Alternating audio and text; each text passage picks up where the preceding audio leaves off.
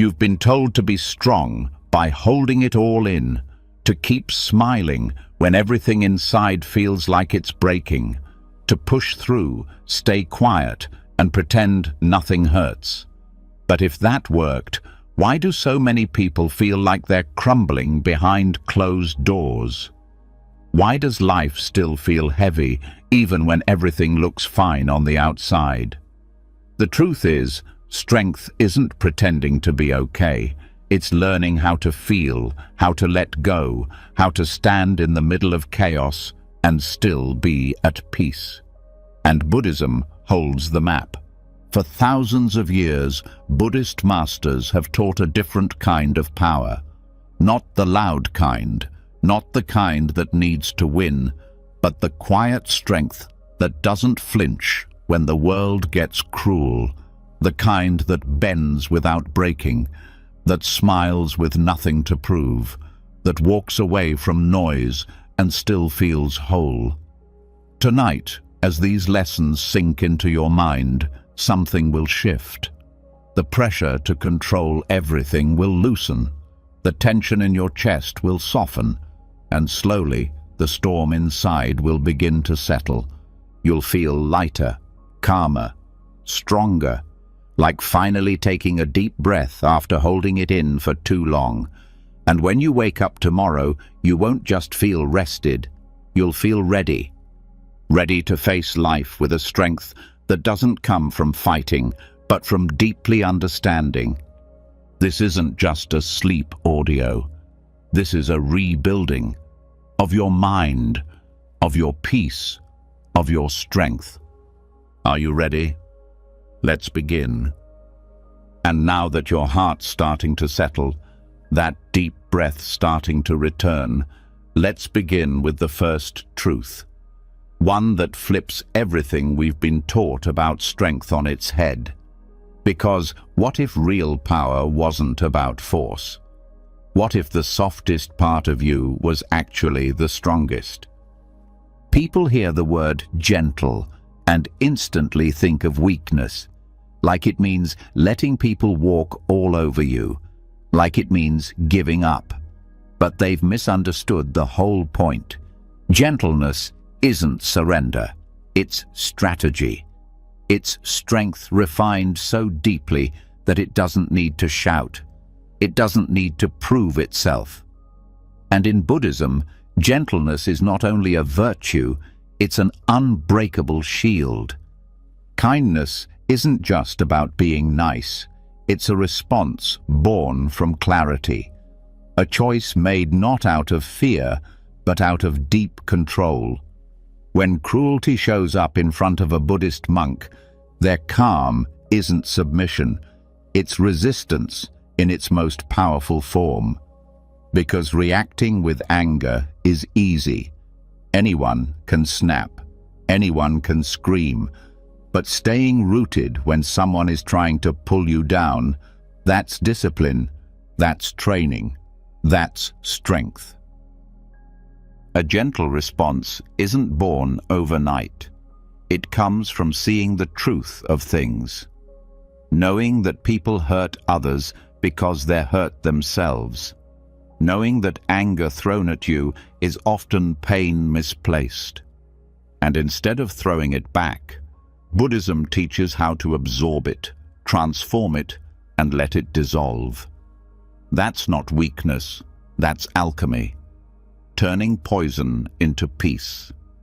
Cruelty doesn't disappear when you become gentle. The world doesn't get softer, but your response becomes sharper, cleaner, wiser, and that changes everything. Buddhist texts often use water as a symbol. It bends, flows, moves around obstacles, but try cutting it with a sword. Nothing happens. Water yields, but it's untouchable. That's gentleness. That's the soft shield. The ability to move with life without letting life harden you. So how is this built? Where does this kind of gentleness come from? It starts with mindfulness, noticing your reactions, watching your triggers rise without immediately acting on them. Someone insults you, and instead of fighting back, you pause. You feel the heat, but you don't pour gasoline on it. You let it burn itself out, and suddenly you're not controlled by anyone. You're free. That pause, that's the shield forming. That gap between stimulus and response is where Buddhism plants its seeds. Because in that space, you get to choose. Do you repeat the same angry patterns that keep hurting you? Or do you respond from something deeper, something still, something strong? Every time you choose stillness over reaction, the shield gets stronger. And one day, things that once ruined your day will barely move your peace. Compassion is also part of the shield, not the soft, fluffy kind that says, "It's okay" to everything, but the razor-sharp kind that sees clearly. That says, "I understand where your pain is coming from, but I don't have to take it on." Buddhist compassion includes boundaries. It's not about fixing everyone or sacrificing yourself. It's about seeing suffering and not adding to it. Sometimes that means saying no. Sometimes it means walking away without anger. That's real power, when you can walk away from fire without carrying the smoke with you. And here's where it gets deep. Buddhist gentleness trains the nervous system. When you meet aggression with calm, your body learns safety. Your mind stops reacting like it's in a war zone. Over time, you don't just act peaceful, you feel peaceful, even in chaos, even in heartbreak, even in rejection, because you've trained your system not to collapse every time life gets loud. Think about it. How many times have people tried to push your buttons just to see if they could get a rise out of you? And how often have they succeeded? That's not strength. That's vulnerability in disguise. But when those same people realize they can't shake you, when their insults bounce off and disappear into your silence, that's when the real transformation begins. And it's not just about what they see, it's about what you feel, because not reacting saves energy, it saves clarity, and it leaves you standing when everyone else is exhausted from the fight. The Buddha didn't teach people to be tough, he taught them to be free. And freedom doesn't come from dominating others, it comes from mastering yourself. That's why Buddhist strength is quiet. It's not on display. It doesn't beg for approval. It doesn't need applause. It's strong in its stillness. And when tested, it doesn't crack. It absorbs. It watches. It learns. Then it responds, not with force, but with precision. Even when people attack with words, the Buddhist path teaches, don't take it in. One sutta tells the story of someone insulting the Buddha to his face, and instead of reacting, the Buddha asks, if someone offers you a gift and you don't take it, to whom does it belong? The answer is clear. Insults are gifts you don't have to accept. When you leave them untouched, they return to the sender. That's not weakness. That's elegance. That's grace. That's the soft shield in action. And this doesn't mean you let injustice win. It means you don't let injustice turn you into the thing you're standing against. You fight it differently, not with anger, but with clarity, not with hate, but with steady courage. Buddhism never says stay silent when people suffer, but it teaches that your fight must come from wisdom, not woundedness. That's how your shield doesn't just protect you, it protects others too. The deeper teaching here is about energy. Anger is draining. Retaliation is heavy. Carrying resentment is like wearing armor made of stone. But gentleness is light. It doesn't hold grudges. It doesn't keep score, and yet it endures. Gentleness has stamina. It keeps you moving when others are stuck in their battles.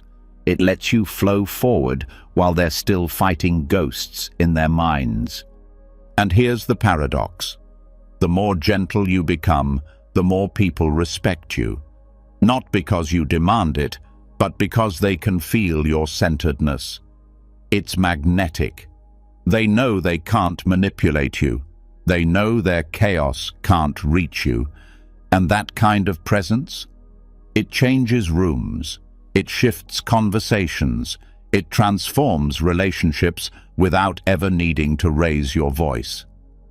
One of the most powerful Zen sayings is, "The bamboo bends in the wind, but does not break." That's the whole path. You don't resist life. You adapt. You stay rooted but flexible. And in doing so, you become unbreakable. Because true strength isn't about being rigid. It's about knowing when to stand still and when to move, when to speak and when to stay silent, when to hold on and when to let go. People think of gentleness as passive, but Buddhist gentleness is deeply active. It watches every moment. It listens carefully. It moves with wisdom. It chooses its words. It decides not to let the world write its story. That's power. The power to choose your peace every single time. There's also something sacred about the quiet power of metta, loving kindness. Not for show, not as a spiritual mask, but as a lived reality. Wishing well to those who've hurt you, not because they deserve it, but because carrying hate only poisons your own mind. That's one of the most brutal and freeing teachings of Buddhism. Let go, not because they're right, but because you deserve peace. That's gentleness. That's maturity. That's strength so deep it doesn't need revenge. It needs rest. And when you live like this, something strange starts to happen. You stop fearing conflict. You stop avoiding discomfort. Because you know it can't touch you unless you let it. And that freedom, that's rare. Most people are still reacting to things from years ago, still reliving fights in their heads, still picking at old wounds. But when you master gentleness, those wounds close. The story changes. The world softens because you've softened, without ever becoming weak. That's the soft shield. It's invisible, but it's real. It doesn't come from a book. It comes from daily practice, sitting with your breath, noticing your thoughts, watching your emotions rise like waves, and then fall without dragging you under. Every time you breathe through it instead of reacting to it, you strengthen that shield. And one day, you'll wake up in the middle of chaos and feel calm. Not because life got easier, but because you got stronger. So don't let anyone tell you gentleness is weakness. Don't let the world convince you that you need to shout to be heard. Don't trade your peace for the illusion of power. Buddhist strength doesn't come with fireworks. It comes with stillness, with knowing who you are, with meeting life, not with clenched fists, but with open hands, ready to receive whatever comes and let go of whatever must go. That's the shield, and it's already inside you. Now, we just train it, one breath at a time, and once the soft shield begins to hold, once the heart learns to stay calm in storms without hardening, another layer begins to surface. Something deeper, something older, a force not outside, but inside. A whisper that questions everything, a voice that doesn't scream but doubts, that pulls you toward comfort when you need to grow and stirs fear just when you start to rise. That's the next training ground. That's Mara. People think of Mara as a monster, a demon, an evil spirit that tried to stop the Buddha from reaching enlightenment. But the real power of that story is symbolic. Mara isn't some external beast hiding in the shadows. Mara is internal resistance. Mara is that subtle force inside your mind that says, "You're not ready. You'll never change. What's the point?" It's the craving that wants to numb the pain, the fear that begs you to shrink, the illusion that tells you your worth comes from outside. This is where the real strength begins to form, not in silence or stillness, but in staring Mara in the face and not flinching, not running, not distracting, but seeing clearly. Because that's the trap. Mara isn't strong. He only wins when he's unseen, when he's disguised as logic, when his voice sounds like your own. The second you expose him, the illusion weakens. The mind begins to clear. When the Buddha sat under the Bodhi tree, Mara didn't come with fire or weapons. He came with pleasure, doubt, and fear. He offered desires to distract, questions to confuse, threats to scare. And what did the Buddha do? He didn't fight. He didn't run. He just sat, completely still, and said, "I see you, Mara." That sentence is everything. It's the ultimate turning point, not just in the myth, but in your life too. Because every day, Mara shows up. Every time there's an urge to delay what matters. Every time fear whispers, "Don't try." Every time the past repeats in your mind like an old song on loop, trying to drag you back. That's Mara. And Buddhism doesn't say, destroy him. It says, see him, know his tricks, understand how he moves, and by doing that, you stop being his puppet. One of Mara's strongest tools is desire. Not the healthy kind that motivates, but the kind that blinds, that convinces you happiness is one more purchase away, one more relationship, one more validation. The kind of wanting that keeps the heart always reaching but never resting. Buddhism calls it tanha, thirst. And like salt water, the more you drink, the thirstier you get. The trap of tanha isn't in wanting, it's in thinking the object will fix the feeling. You want love to stop feeling lonely, success to stop feeling small, status to stop feeling invisible, but none of it sticks. Because what's being chased isn't the object, it's relief. And relief, real relief, doesn't come from outside. It comes from seeing the desire, sitting with it, and realizing it passes. And that's the clarity Mara doesn't want you to have. Because once you sit long enough with a craving without feeding it, you see through it. It starts to fade. The body shakes less. The mind gets quieter. The monster starts to shrink. And now you're not controlled. Now you're choosing. That's power. But it's not just desire. Mara also brings fear, and this kind of fear is sneaky. It shows up not to protect you, but to limit you. It wraps itself in logic. What if you fail? What will people say? You're too late. But fear that repeats is often not truth, it's habit.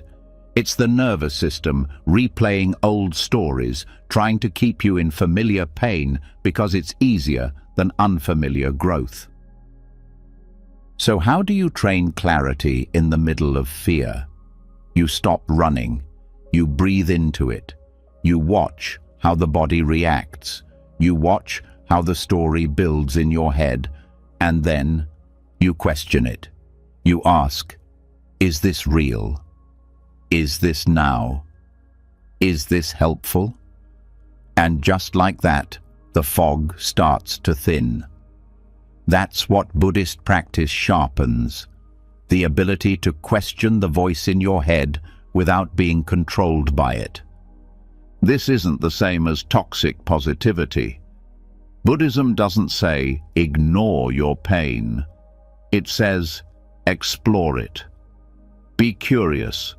Be direct. If a doubt keeps returning, don't push it away. Ask where it comes from. Doubts are like messengers. Sometimes they show up just to help you see where your confidence was borrowed instead of built. Sometimes they're here to show you a belief that needs updating. Either way, doubt becomes useful. And once something becomes useful, it stops being a threat.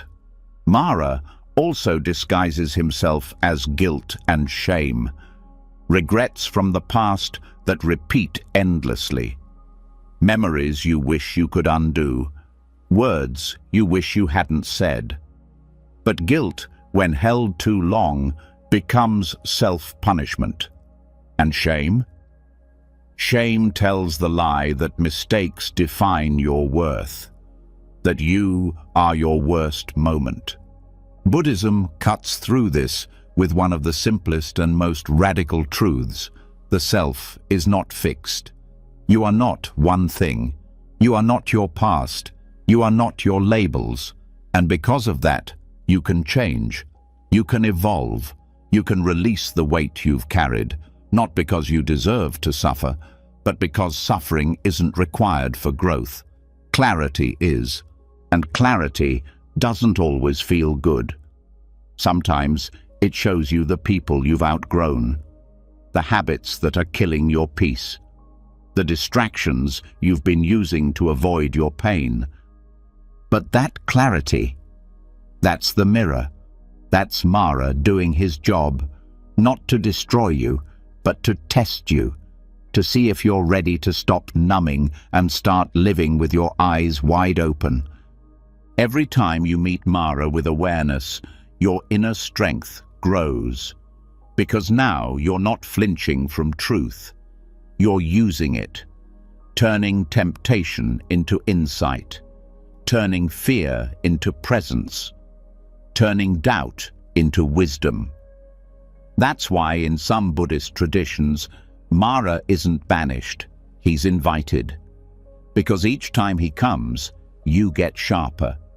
Each test becomes another step toward sovereignty, the kind of inner freedom no one can take. And let's be honest, most of us were trained to avoid discomfort, to hide our mess, to pretend. But Buddhism is the opposite.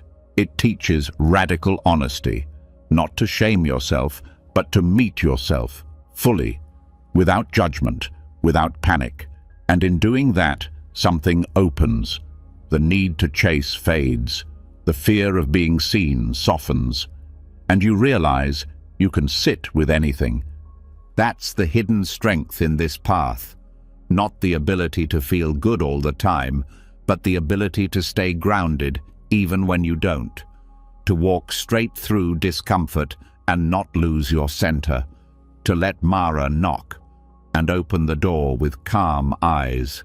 That changes everything. Even the stories from ancient texts aren't just about history. They're metaphors for your inner world. The storms that show up in meditation, the distractions that pull you away from growth, the emotions that rise like waves when you're quiet enough to feel them. That's where the training happens, in the stillness, in the silence, when nothing's distracting you from yourself anymore. And the thing is, Mara doesn't just show up in crisis. He shows up when you're about to rise, right before you make a decision to grow, right before you commit to peace. That's when resistance hits hardest. Not because you're weak, but because you're close. And Mara's job is to make sure you're serious. So the next time that inner voice starts doubting, ask, is this truth or resistance? Is this fear or feedback? Because clarity means seeing the difference. And once you do, the doubt starts to dissolve. The fear loses its grip.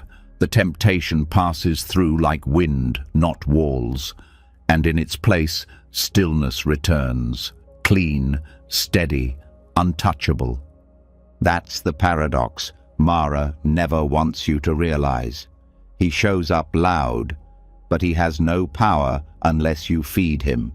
And when you stop feeding him, when you stop reacting, he has no choice but to leave.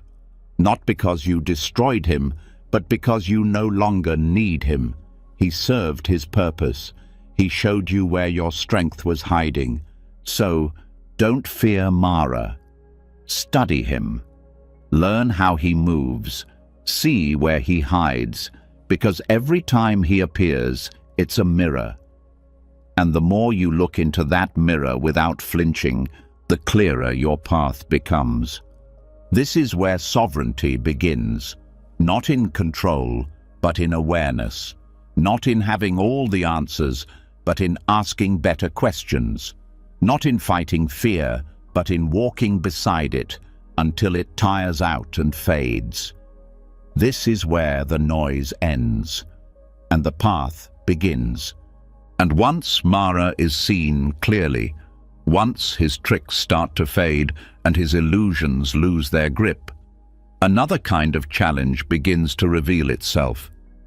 A quieter one, less dramatic, but even more dangerous. It's the part that doesn't show up as fear, but as flattery. Not as shame, but as approval. And if the mind isn't trained, it starts dancing for praise and hiding from blame, forgetting who it really is underneath all the noise. This is where the next battle is fought, not with demons, but with desire for validation. There's a kind of shame that most people never talk about. Not the shame of doing something wrong, but the shame of being disliked. The discomfort of being misunderstood. The ache that shows up when applause doesn't come. And on the flip side, the rush of pride when someone approves, when someone compliments, when someone notices. That little high, that little hit, and then the craving for more. This is where Buddhism offers one of its most radical teachings, that freedom isn't just about escaping suffering, it's about escaping dependence on praise, on blame, on reputation, on being seen as good or bad, right or wrong, better or worse. The Buddha called these the 8 worldly winds: pleasure and pain, gain and loss, praise and blame, fame and disrepute. And the teaching is simple. If your peace rises and falls with any of them, you're still in chains. The goal isn't to stop feeling. It's to stop being moved like a puppet every time someone claps or criticizes. Because if your sense of worth comes from what others say, it can be taken from you in a single sentence. That's not stability. That's slavery to opinion. And Buddhism says, step out. But how? How do you stop caring when it feels so personal? The answer is in what's called noble shame, a kind of inner compass that doesn't need the outside world to tell it what's right or wrong.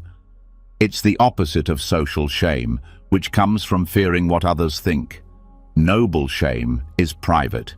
It comes from knowing what aligns with your truth and refusing to betray that, no matter what the crowd says. This is where real power begins to grow. Because once you stop chasing approval, your actions become cleaner. You're not trying to look kind. You are kind. even when no one sees it. You're not trying to look wise. You stay silent even when speaking could make you look smart. You don't jump at every chance to defend yourself because your peace isn't on trial. This doesn't mean you become cold. It means you become rooted.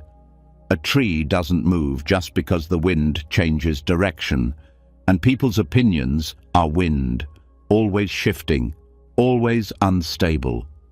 One day they'll praise you, the next they'll forget you, or blame you, or misunderstand you. If your identity is built on their words, it collapses the moment they stop clapping. That's why detachment is strength, not numbness, not indifference, but clarity. The clarity to know who you are when no one's looking. The clarity to keep doing what's right, even when it's unrecognized. The clarity to let go of the need to be impressive. And here's the deep part. Praise can be more dangerous than blame, because blame makes you question yourself, which can lead to growth. But praise can inflate the ego without you even realizing it. It can turn good intentions into performances. It can make you addicted to being liked, even at the cost of your peace. Buddhism trains the mind to see this, to notice how praise makes the body lean forward, makes the voice get louder, makes the smile stretch just a little too wide. It teaches you to feel that reaction and then pause. Not to reject the compliment, but to see it for what it is, a sound, a wind, temporary, and not yours to carry. Criticism, too, becomes neutral. You start to see how blame is often more about the speaker than the subject. Someone lashes out, and instead of absorbing it, you ask, "Is this true? Is this helpful? Is this mine?" And if not, you let it go. Just like the Buddha said to insults, if you don't take the gift, it stays with the giver. This way of living doesn't make you disconnected. It makes you untouchable, not in a distant, aloof way, but in a peaceful, steady way, where your sense of self doesn't swing with the opinions of others, where you're not chasing approval and hiding from criticism like a child begging for attention. You grow out of that cycle, and your life becomes simpler. Monks train this from the first day. When they shave their heads, it's not just about humility, it's about letting go of identity built on looks. When they wear the same robes every day, it's not to impress, it's to erase the need to impress. When they go barefoot with a bowl, it's not because they lack, it's because they want to unlearn the idea that status equals worth. This is where the discipline begins. Every time someone compliments you and you don't let it inflate you, you gain freedom. Every time someone criticizes you and you don't collapse, you gain strength. The mind becomes less reactive, the heart becomes less needy, and suddenly you're not walking around hoping to be liked. You're walking with purpose, rooted in what matters. That's why noble shame matters. It keeps you honest. It's the voice that says, stay true, not because someone is watching, but because you are. And that's the difference between a life built on show and a life built on depth. And here's the twist. When you stop needing praise, people trust you more. They feel your calm. They feel your presence because you're not performing. You're not chasing approval with every word. You're just being. And that's rare. That's magnetic. That's real.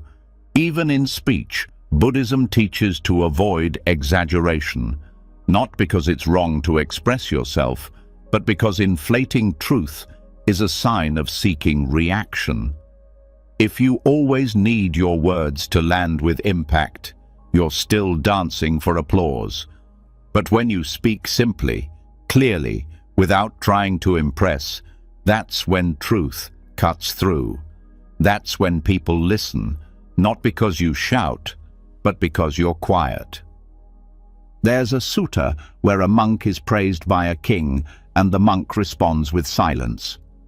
Later, he's blamed by a rival, and again, silence. Someone asks him why, and he says, "Praise and blame are like echoes in a canyon. They are not me." That's the teaching, to hear the echo, but not become it. And yet, this isn't a rejection of connection, it's a refinement. Because the more detached you become from external noise, the more honest your connections become. You're no longer pleasing people to avoid discomfort. You're no longer twisting your truth to win approval. You're present, real, unshakable.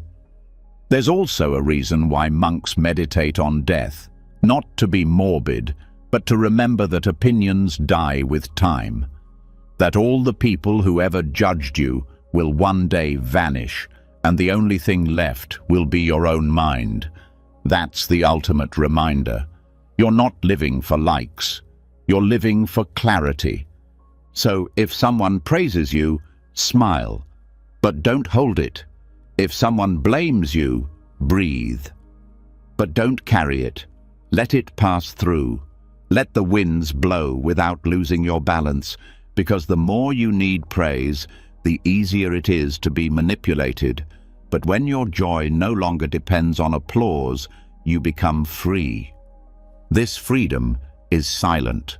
It's not flashy. No one claps for detachment. But inside, you'll feel the shift, the calm, the space. And that's when you know you're living from truth, not reaction. This is the noble shame, the internal compass, the refusal to abandon your center just to fit in.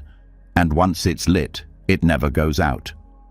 And once the need for validation quiets, once the heart stops being pulled by praise or crushed by blame, what's left is something rare. Silence. Space.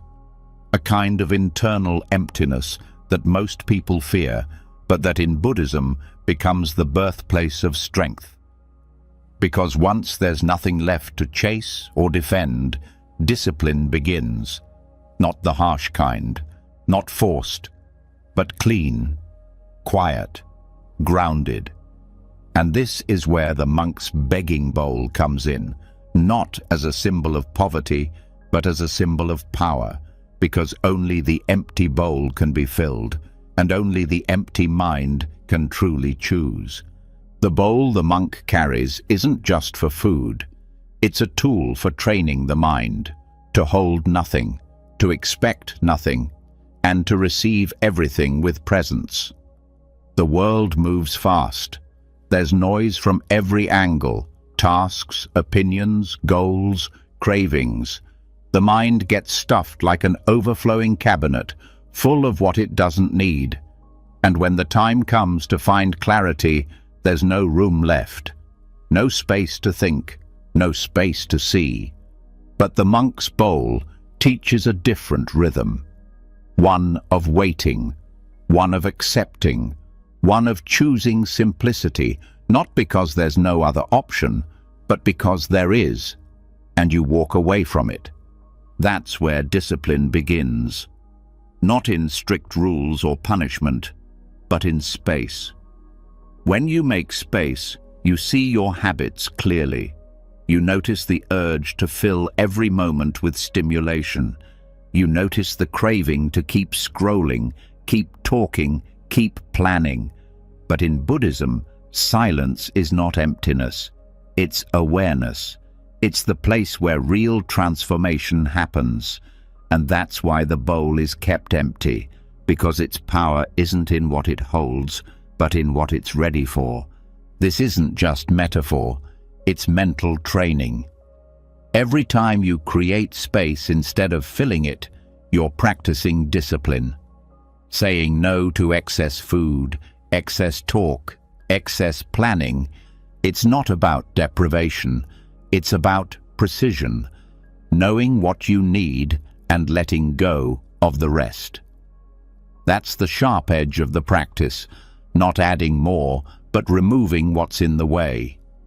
The empty bowl also breaks the illusion of control. When the monk walks through the village, they don't demand. They wait. They receive. And in doing that, they let go of the idea that life must always bend to their will. That's a deep strength most people never touch, because the modern mind wants to control everything, outcomes, people, reputation. But control breeds anxiety. Emptiness breeds trust.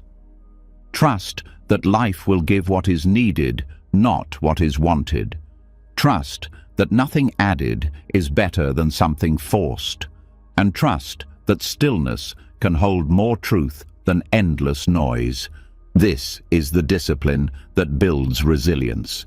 Because when you stop needing the next thing to feel full, you're no longer vulnerable to what's taken away.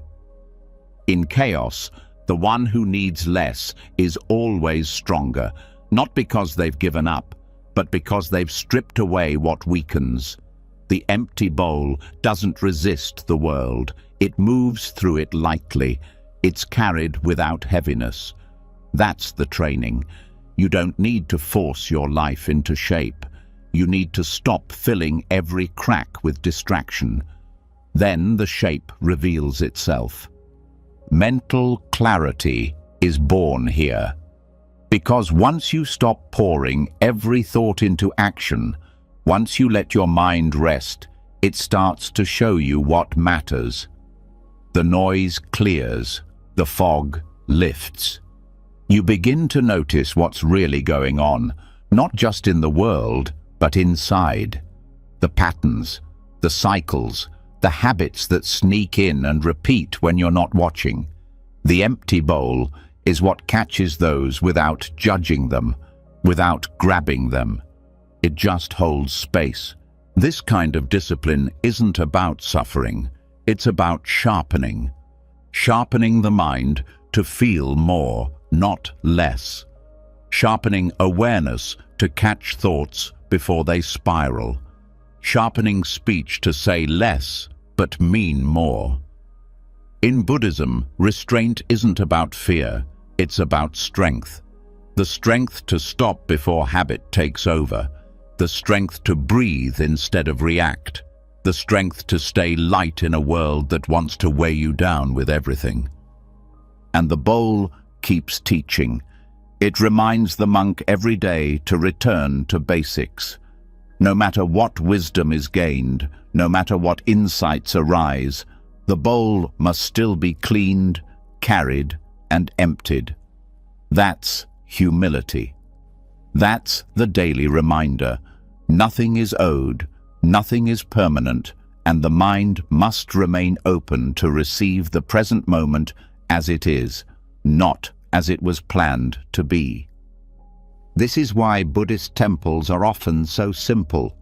The walls are bare, the robes are plain, the rituals are quiet, because it's not about what you add, it's about what you clear away.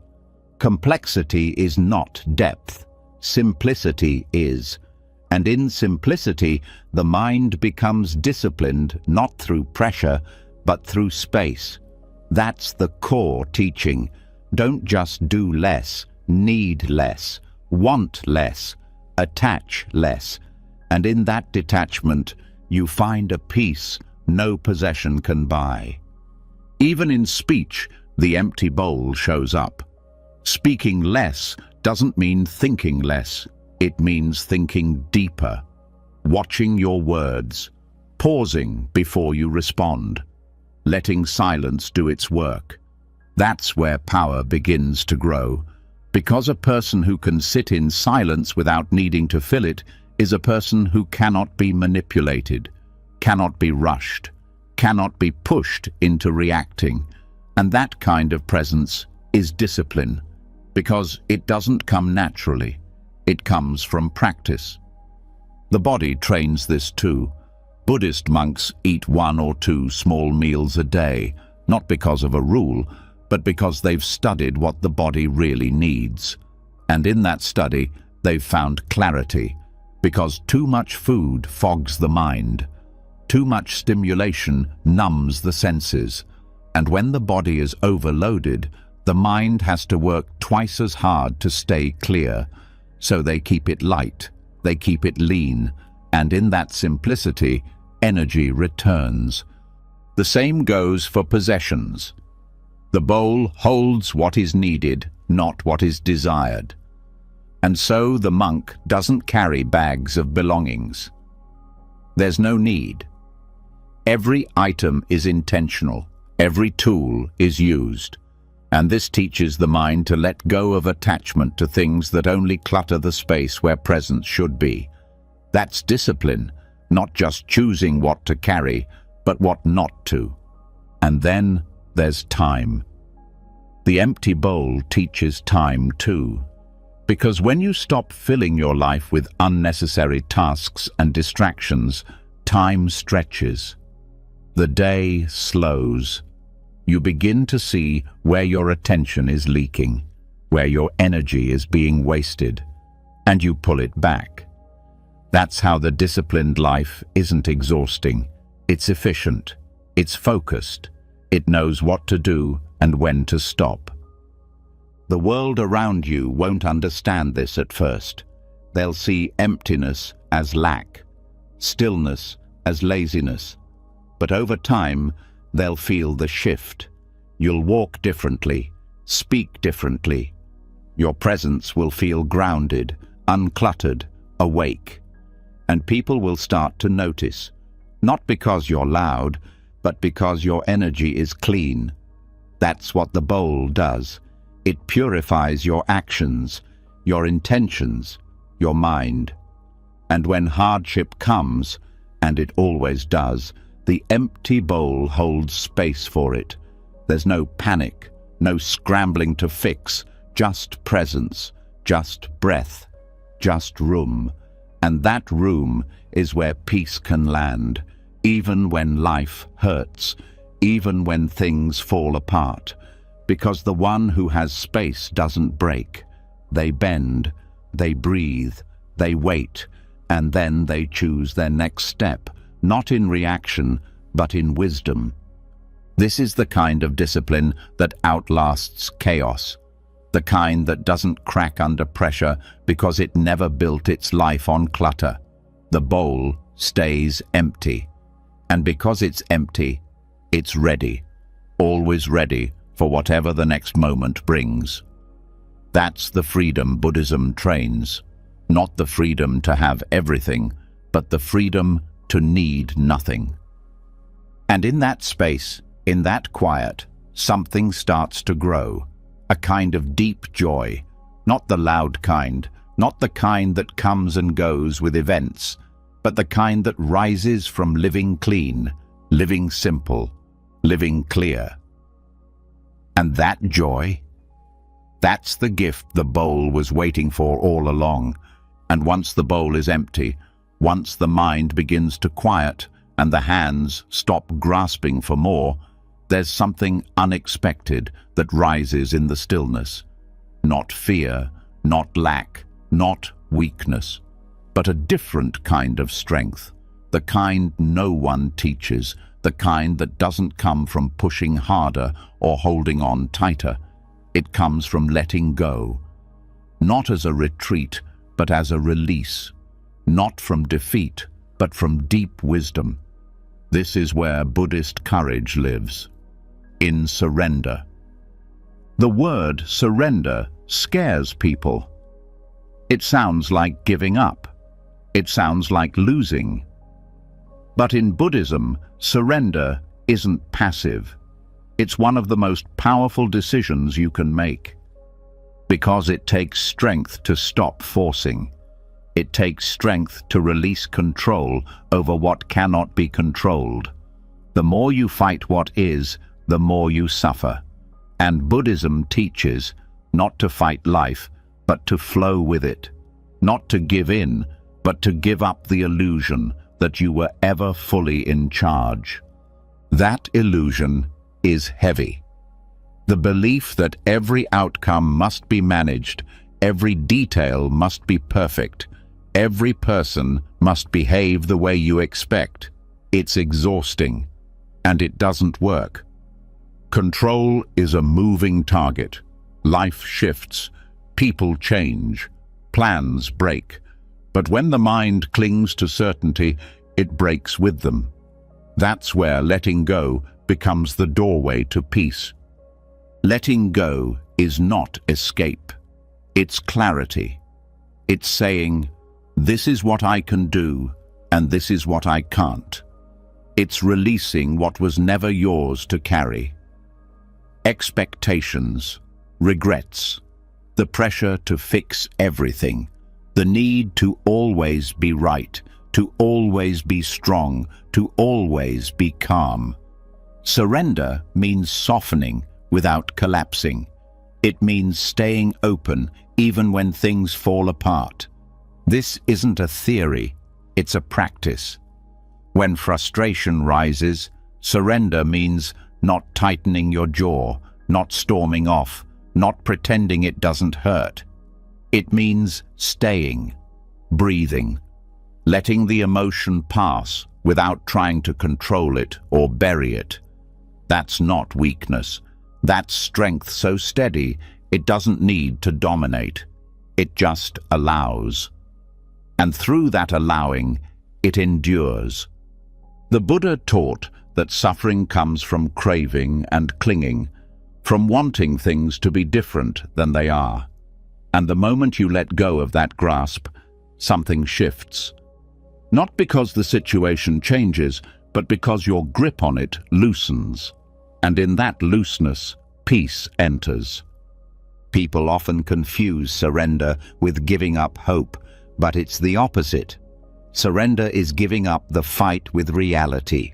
Hope is still alive, but it's not forced. It breathes naturally. It adjusts. It sees clearly. When you let go of how you thought life should look, you make room for how it actually is. And in that room, unexpected beauty shows up. You start noticing things again, the small ones, the quiet ones, the ones you missed while you were too busy trying to make everything perfect. And sometimes, surrender is the only path through pain. There are losses that can't be fixed, endings that can't be reversed, people who won't come back. Trying to hold on only prolongs the suffering. Buddhism doesn't ask you to forget. It asks you to accept, to grieve fully, to feel deeply, and then to let the moment go when it's ready to leave. That's where resilience is born, not in resisting the storm, but in standing through it without collapsing. This kind of strength is quiet. No one applauds you for it. No one sees the courage it takes to wake up every day with a heart that's been broken and still let it open again. No one sees the restraint it takes to stop yourself from fixing what isn't yours to fix. But inside, you feel it. That calm, that space, that clarity. That's the reward of surrender. Not applause, but peace. Even in relationships, surrender changes everything. When you stop needing others to behave a certain way to feel okay, you become free. You can love without control. You can support without attachment. You can listen without needing to fix. That doesn't mean you stop caring. It means you care without chaining your happiness to someone else's actions. That's love with boundaries, compassion without collapse. Surrender also deepens presence, because control always lives in the future, trying to shape what hasn't happened yet. But surrender lives now. It says, "This moment is enough. I don't have to escape it. I don't have to manage it. I just have to meet it." That's why meditators are trained to observe the breath without changing it. Not because the breath is magical, but because it's real. It's now. And learning to be with what is, without manipulation, trains the mind to surrender in daily life too. And this surrender ripples outward. It touches your work, your goals, your plans. You still act, you still dream, but you stop tying your identity to the outcome. You do what needs to be done, and then you release the result. That's the teaching of karma. Not that you control everything, but that you influence reality through action, without obsession over how it plays out. When the Buddha reached enlightenment, he didn't gain superpowers. He didn't start controlling the world. He simply stopped resisting it. He saw that everything is impermanent, that craving creates suffering, that letting go brings peace, and that surrender, true surrender, isn't a fallback. It's a doorway into clarity, compassion, and freedom. This isn't about being passive. It's about being wise. When it's time to act, you act. When it's time to speak, you speak. But you don't force. You don't chase. You don't grip life like it owes you something. You flow with it. And in that flow, your power is revealed. A kind of power that doesn't burn out. Because it's not trying to hold the whole world together. It's just holding space for it to unfold. This discipline shows up in the smallest moments. The plan that changes last minute. The friend that lets you down. The goal that slips away. Each time you get to practice. Do you tense and panic? Or do you pause, feel, and release? Every moment is a chance to soften your grip, and the more you do it, the easier it gets. The nervous system calms, the mind sharpens, the heart opens again, not because everything is easy, but because you've stopped demanding that it should be. And in surrender, trust is born. Not blind faith, but a steady knowing that whatever comes, you can meet it. That life may not follow your script, but you're not lost without it. That even in uncertainty, you are anchored. That's what Buddhist surrender gives, not guarantees, but grounding. This is also why rituals matter in monastic life, not because they control outcomes, but because they give structure to surrender. Bowing, breathing, walking, all done with presence, not to manipulate, but to return to stillness. Ritual is a reminder. Let the day unfold without rushing it. Let the moment teach you instead of forcing it to fit your expectations. And even in suffering, surrender has a role. Not to give up, but to stop resisting the fact that pain is here. Buddhism doesn't ask you to like pain, but it invites you to meet it directly, to sit with it, to see it clearly, and then to let it pass when it's ready. That's how pain becomes teacher, not tormentor. That's how wounds become wisdom. This approach rewires your entire life. Goals become clearer, relationships become softer. The inner critic loses its grip, because now you're not living to control, you're living to respond, with presence, with honesty, with flow. And from that flow, action still arises. But it's no longer desperate. It's no longer coming from fear. It's calm, precise, clean, and the world starts to feel different. Not because it changed, but because your grip did. You stop fighting time. You stop fighting loss. You stop fighting the parts of yourself that are still healing. You start allowing everything to be as it is, and from that, transformation begins. That's the paradox Buddhist practice reveals again and again. The more you let go, the more grounded you feel. The less you try to control others, the more free you become. The less you try to force happiness, the more often it arrives. Because peace doesn't come from holding on. It comes from releasing what was never yours to carry in the first place. And that's the kind of strength most people never discover. Because it doesn't look strong on the outside, it doesn't perform.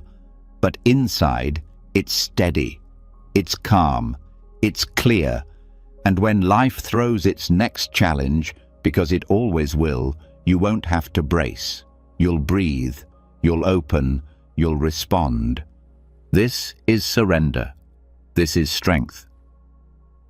And once the grip is released, once the weight of control is finally set down, what starts to rise is not weakness, not emptiness, but a quiet kind of beauty. Something delicate yet steady, something soft yet indestructible. The kind of strength that doesn't come from avoiding pain, but from blooming directly out of it. Buddhism doesn't just teach how to endure suffering, it teaches how to grow through it. Not in spite of it, but because of it. And nothing expresses this better than the lotus. The lotus flower has become one of the deepest symbols in Buddhism for a reason. It grows out of mud, thick, sticky, dark mud. The roots twist through filth and sediment, unseen by the world above.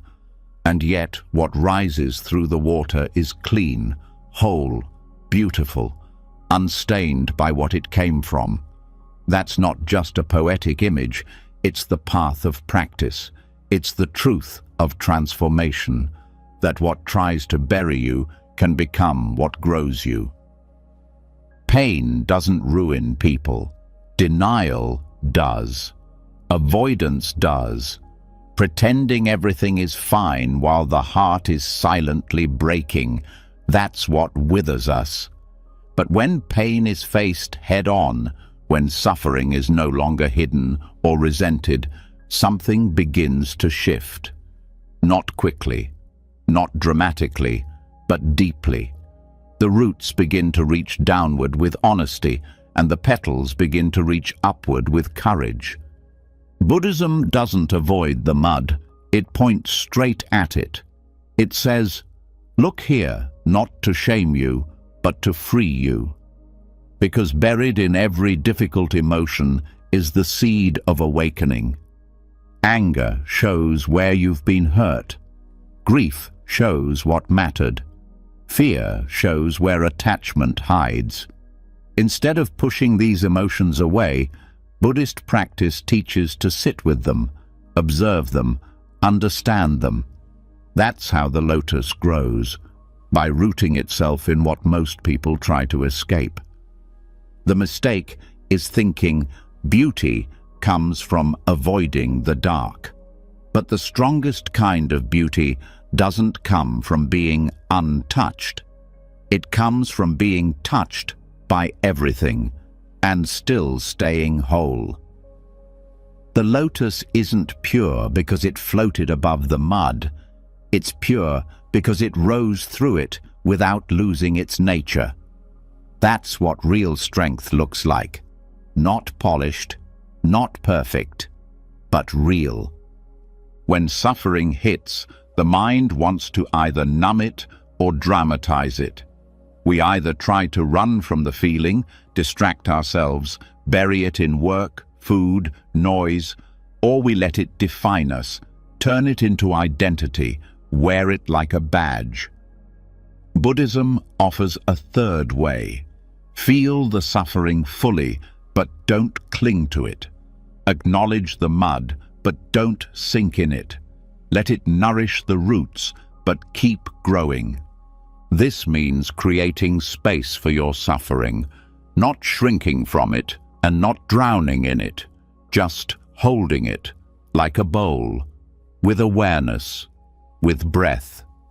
This is where meditation becomes a tool of transformation, not to get rid of the pain, but to give it room to speak. And in that listening, clarity begins. You start to see the layers, the story, the beliefs wrapped around the pain, and slowly they begin to fall away. It also means letting go of the idea that healing should be fast or linear. The lotus doesn't rush. It doesn't force itself to bloom. It trusts the process, one breath at a time, 1 inch at a time. And that's how the most unshakable inner strength is built, not in leaps, but in the quiet decision to keep rising, even when it's hard.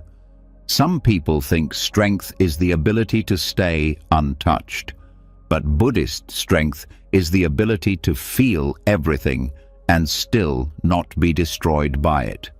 To be fully human, raw, sensitive, open, and still walk forward, still care, still love, still rise. And there's something else the lotus teaches. Nothing has to look perfect for it to be sacred. The mud isn't a mistake. The wounds aren't flaws. They're part of the growth. They're part of the path. Buddhism doesn't promise to erase your suffering. It offers something more powerful, the tools to turn it into wisdom, into presence, into beauty that isn't shallow or performative, but earned through truth. Even tears become part of the water that holds the stem. Even heartbreak becomes the force that cracks open the seed. And when you stop resenting the dark, you begin to see it differently, as compost, as fuel, as the exact material needed for your awakening. But this kind of growth doesn't happen in isolation. That's why in Buddhist communities there's so much emphasis on Sangha, spiritual friendship. Because sometimes we need help remembering we're not the only ones in the mud. And hearing someone else speak from their pain, not to complain, but to connect, reminds us that the path is shared. That rising isn't a competition, it's a movement we support in each other. The lotus also reminds us of timing. Each bloom is different. Some people unfold quickly, others take years. There is no rush. There is no comparison.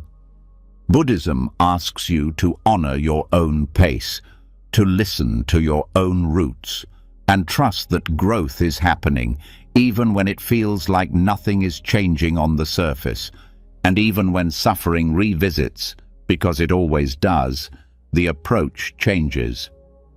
Instead of asking, "Why is this happening to me?"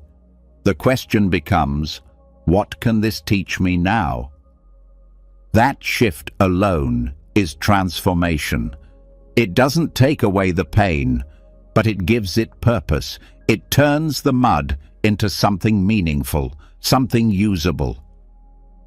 The lotus is also a reminder that we don't have to be cleaned before we're worthy, that beauty and brokenness are not opposites, that resilience isn't about being untouched, it's about being deeply touched and still returning to peace. In Buddhist art, the lotus often appears beneath the Buddha, not because he stood above suffering, but because he rose through it. Because his awakening didn't happen in a perfect world, it happened in a painful one, and so does yours. Each time you breathe into the ache instead of numbing it, each time you pause before reacting to your pain, each time you offer yourself kindness in the middle of the mess, the lotus grows. Not visibly at first, not dramatically, but deeply, steadily, and one day it rises above the surface, open and calm, not in spite of the mud, but because of it. This is why the lotus matters. This is why suffering doesn't ruin the path. It is the path.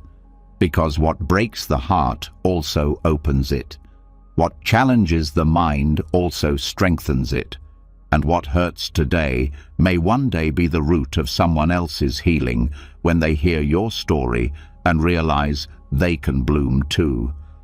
So don't resent the mud. Don't rush the process. Stay with it. Listen to it. Let it change you, and know that deep beneath the surface, something beautiful is already growing, something no storm can drown, something no darkness can stop. This is the strength of the inner lotus, and it's already alive in you. And when the lotus finally rises, when beauty begins to open out of the mud, it reveals something even deeper underneath the silence. A pulse, a spark, a kind of energy that doesn't settle for calm alone. A fire that comes from looking directly at life's harshest truths and refusing to sleepwalk through them anymore. This is the moment everything shifts. Not because life gets better, but because the illusion breaks, and in that breaking, something fierce wakes up. Buddhism calls this awakening samvega. Samvega is not comfort. It's not peace. It's not soft. It's sharp. It's that feeling that rushes in when the truth hits too hard to ignore. When the smiling mask of life slips, and for a second, everything becomes clear. How fragile it all is. How temporary, how easily everything we cling to disappears. And in that realization, the heart starts beating differently. Not in panic, but in clarity. That's the fire of samvega, the existential shock that doesn't burn you down, but burns away the lies. This feeling isn't talked about often because it's uncomfortable. No one wants to admit that they've built their life on routines that mean nothing, that the job, the status, the constant scrolling, the chasing, it might all be a distraction from something much deeper. But samvega brings that into focus. It's the moment when comfort stops being comfortable and becomes suspicious. When the things that used to soothe now seem hollow. When the background noise of daily life goes silent, and underneath it, there's a question: is this it? The Buddha himself felt samvega. He lived in luxury, surrounded by pleasure and comfort, and yet it wasn't enough. One day, he saw sickness, aging, death, not just as concepts, but as realities, as futures waiting for all of us. And it broke something open, not into despair, but into urgency. That urgency didn't send him running away. It pulled him into something more honest. He left his comforts, not because he hated them, but because he saw through them. And that seeing became the start of everything. This is the gift of samvega. It wakes you up, not gently, but cleanly. It cuts through distraction and puts you face to face with your own impermanence, your own mind, your own wasted time. And instead of collapsing, something deeper rises, a will to change, a refusal to keep numbing, a hunger for truth that doesn't come from curiosity, but from necessity. And that urgency doesn't mean rushing. It doesn't mean panic. It means presence. Every breath becomes precious. Every moment becomes an opportunity to train the mind. Not because there's time to waste, but because there's finally clarity. The awareness that one day this body will stop breathing. That every conversation could be the last. That every morning is a gift you didn't earn. That's not meant to depress you. It's meant to sharpen you. Samvega asks you to stop waiting, to stop living like there will always be more chances, to stop thinking healing can wait until next year or truth will just appear on its own. It asks you to take responsibility, not with guilt, but with power. To see that every time you ignore your inner work, you are silently agreeing to keep suffering. And once you see that clearly, you stop making those quiet agreements. This is where real practice begins. Not because someone told you to meditate, not because it sounds spiritual, but because the voice inside that kept you distracted has finally gone quiet. And in that silence, the desire to wake up becomes stronger than the desire to stay comfortable. And yet, Samvega isn't sustainable by itself. That sharpness, that shock, it has to be balanced. It needs fuel. That's where pasada comes in. It means clarity and confidence. Faith, not in a religion, but in the path. The sense that, yes, this world is fleeting, but something in you is capable of meeting it, capable of rising through it. So, Samvega shakes you, pasada steadies you, and together they build momentum. This momentum is different from motivation. Motivation fades. Samvega doesn't, because it's not emotional, it's existential. It doesn't ask how you feel, it shows you what's real. And once you've seen the truth, you can't unsee it. You can ignore it, but it'll keep whispering, in the quiet moments, in the mirror, in the sudden sting of a hospital visit, or a phone call you didn't expect. That's when the fire reignites. That's when the training calls you back. And training doesn't always look like discipline. Sometimes it's just showing up. Sitting with your thoughts even when they're messy. Watching your patterns even when they hurt. Saying no to the comfort that keeps you numb. That's where strength grows. Not in easy wins, but in showing up after everything soft has been stripped away. Because the truth is, most people live like they'll never die.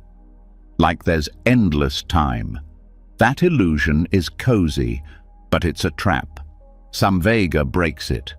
Not to scare you, but to free you. To remind you that life is urgent. Not in a stressful way, but in a sacred way. Urgent because it matters. Urgent because you don't get to repeat this day, this version of you, this chance to respond with awareness. And once that urgency is alive, everything changes. You stop complaining about small things. You stop needing the approval that used to anchor you. You stop putting off the changes your soul has been begging for. You stop compromising your peace for distractions that never gave it to you in the first place. Urgency makes everything clearer, cleaner, sharper. Even the way you love changes. You no longer wait to express it. You stop assuming people know. You soften, not because you're weak, but because you know the clock is ticking and resentment isn't worth your breath. You forgive quicker, not because the past was okay, but because carrying it forward is a waste of sacred time. That's the kind of emotional clarity that only Samvega brings. And when it comes to your practice, your real, personal, internal work, it's no longer something on your to-do list. It becomes the center, the way you start and end your day. Not because someone told you to, but because you know the cost of drifting. The cost of sleeping through life while waiting for some future version of peace. There is no future version. There's only now. And now is when strength is built. Samvega also dismantles arrogance. When you realize that everything you've built, everything you've earned, every structure you've trusted, all of it can fall apart without warning, You start to walk differently. Not scared, just more awake, more grounded. You become less reactive, not because you're passive, but because you know how much energy is wasted on things that don't matter. That's not detachment, that's focus. And that focus isn't rigid, it's alive, it listens, it adjusts. Because Samvega doesn't make you cold, it makes you precise. You become more kind, not less, more present, not aloof, because you start treating time like the sacred currency it is.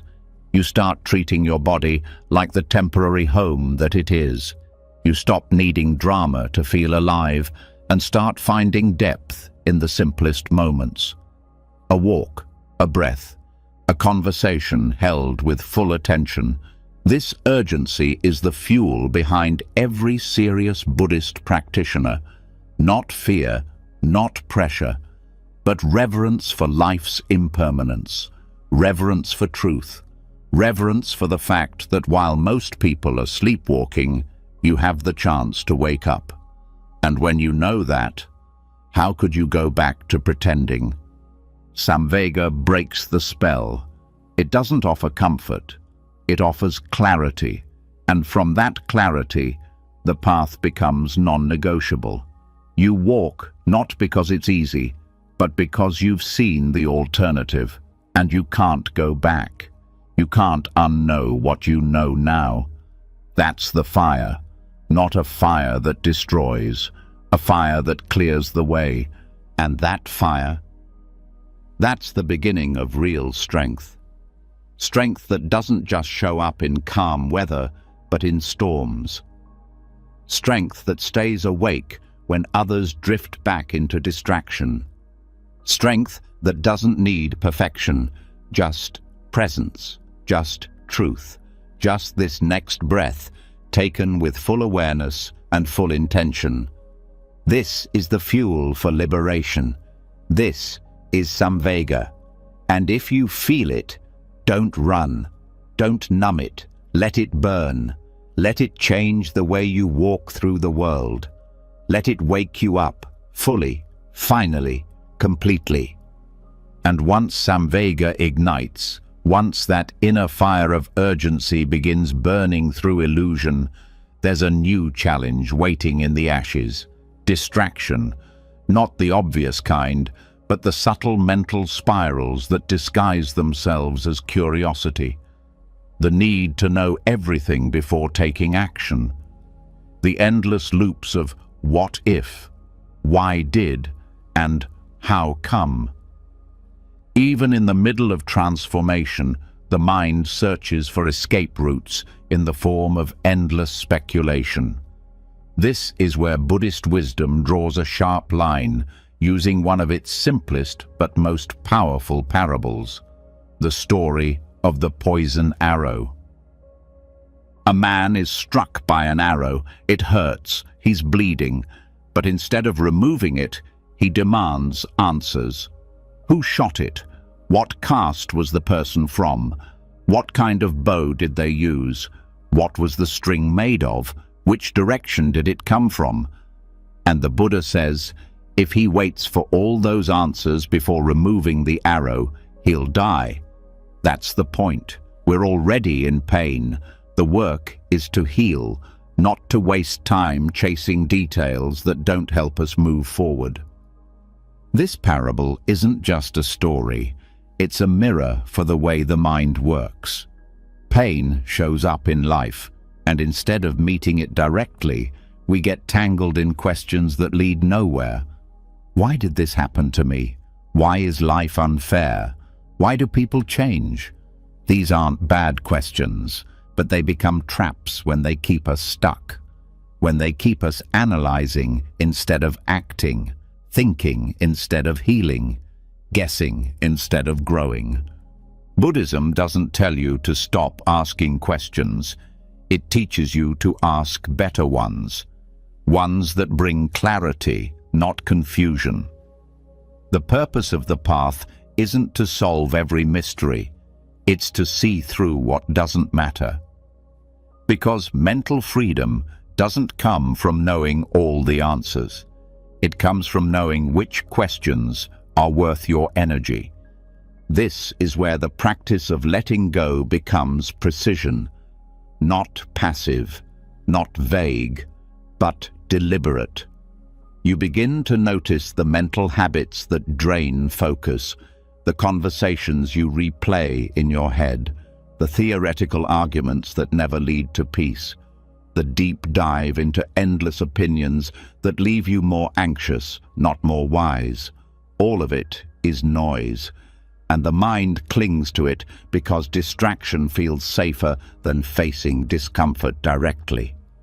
But focus is a kind of strength, the ability to stay with what matters, to let go of side roads and stay on the path, to notice when you're being pulled into the weeds and return to the breath, to the body, to the now.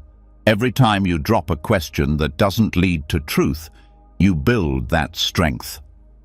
The poison arrow also speaks to timing. Life is happening now. Pain is present now.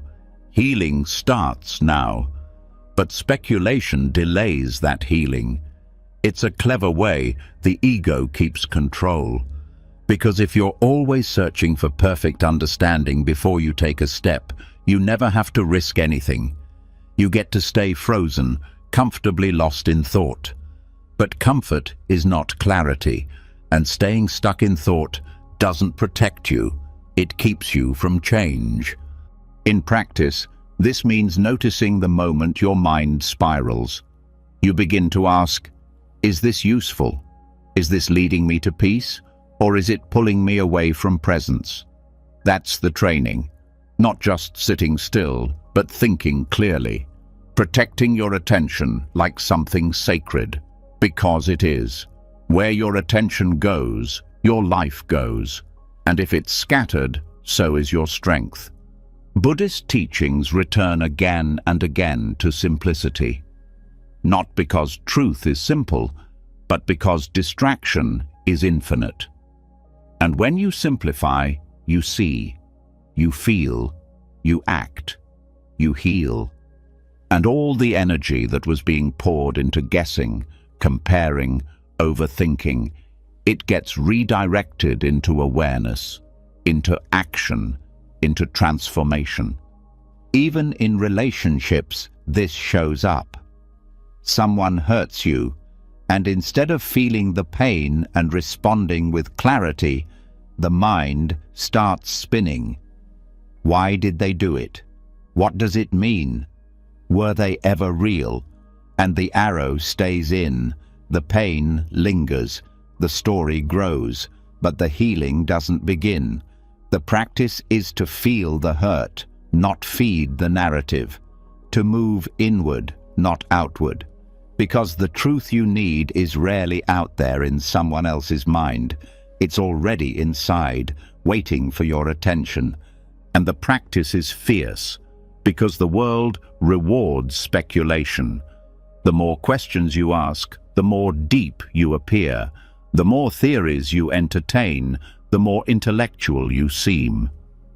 But in Buddhism, clarity isn't measured by complexity. It's measured by peace. Can your thoughts end in silence? Can your mind rest in not knowing? Can you accept the mystery without letting it distract you from what's real? The poison arrow reminds you that time is not guaranteed. And while you're busy trying to understand the entire history of your pain, the moment to heal may slip by. That's not fear, it's focus. It's the understanding that life is too brief to waste in loops that never end. Wisdom is knowing when to cut the loop and return to stillness. This kind of mental training isn't glamorous. It doesn't win arguments or prove your intelligence, but it clears space. Space to breathe, to see, to respond with choice instead of habit. And in that space, the arrow comes out. The wound starts to close. Not because you understood every detail, but because you chose to stop bleeding. And it goes deeper. Letting go of useless questions also builds trust. Trust that you don't need to know everything to be okay. That uncertainty can be lived with. That peace doesn't come from having all the answers. It comes from aligning with what's true now. The Buddha didn't become enlightened by solving riddles. He became enlightened by sitting still with the present moment until illusion broke. This doesn't mean you avoid reflection. It means you know when to stop.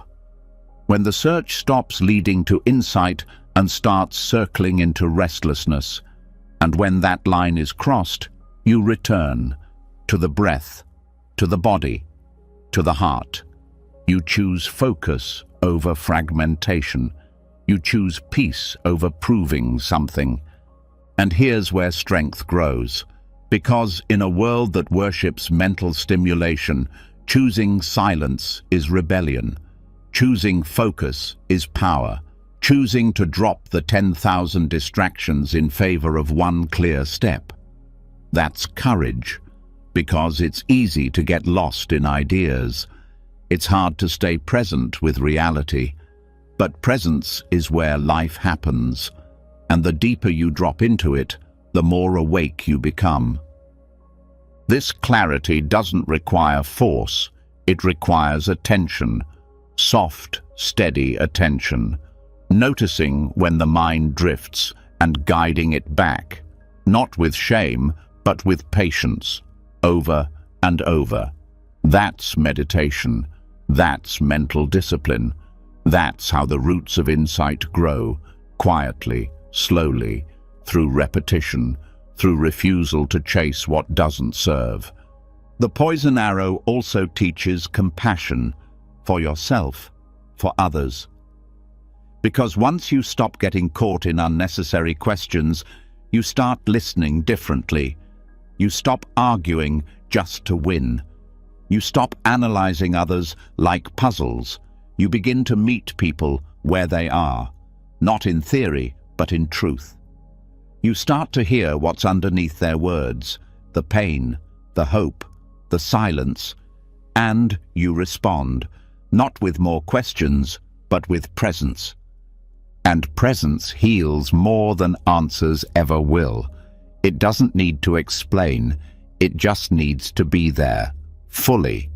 And that presence comes from letting go of what doesn't matter, from returning again and again to what does. So when the next distraction comes, the next spiral, the next, "Why did this happen?" Pause. Ask yourself, does this question move me closer to freedom? Or is it another arrow keeping me stuck? And if it's the latter, let it go. Gently, like setting down a heavy bag you didn't know you were carrying. Because the truth is, you don't need every answer. You need focus. You need clarity.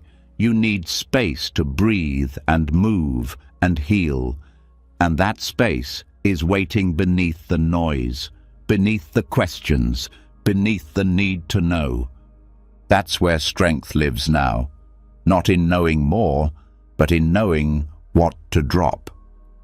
And once the poison arrow is dropped, once the endless chase for answers is replaced by steady presence, what begins to surface is a different kind of awareness, one that doesn't move with the noise, one that doesn't rush, one that holds still when everything else pulls.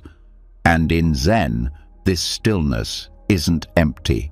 It's sharp, alive, active in its silence. It's not the absence of movement. It's the presence of full control. And nowhere is that taught more clearly than in the practice of Zen archery. In Zen archery, hitting the target isn't the goal. The real aim is the mind, the focus, the state of being in complete alignment. Every breath, every shift, every draw of the bow is about total awareness. Nothing forced, nothing extra, no trying to impress, no chasing perfection. The arrow is released only when the mind is still, when the breath is true, and when the archer has disappeared into the act itself. That's what makes it powerful. That's what makes it spiritual. Because this is not about aggression, it's about precision born from calm. The modern world teaches the opposite. Move faster, work harder, hustle constantly. But Zen says, stop. Stop rushing toward everything. Stop trying to conquer life. Instead, meet it fully, without flinching. And that meeting only happens in stillness. Not the kind that collapses under pressure, but the kind that rises above it by refusing to be pulled in every direction. Stillness is not the same as doing nothing. It's not laziness or avoidance. It's the deepest form of engagement, because it means your mind isn't scattered. It's all here, focused, awake. The kind of stillness taught in Zen is like standing in the center of a storm, not because the storm disappeared, but because you've stopped running from it. You've become the calm it can't touch. In Zen archery, there's no rush to shoot. The bow is drawn slowly. The breath is watched. The heartbeat is felt. And only when everything aligns, not through force, but through presence, does the arrow release. And when it does, it flies effortlessly, accurately. Not because it was pushed, but because nothing interfered. That's the lesson. Remove interference. Let what's natural move without tension. This kind of stillness must be trained. It doesn't come from thinking about peace. It comes from building a relationship with silence, with your body, with the now. And Zen archery becomes the metaphor for everything else. Your conversations, your reactions, your choices. Each moment becomes an arrow. Will you release it from stillness or from chaos?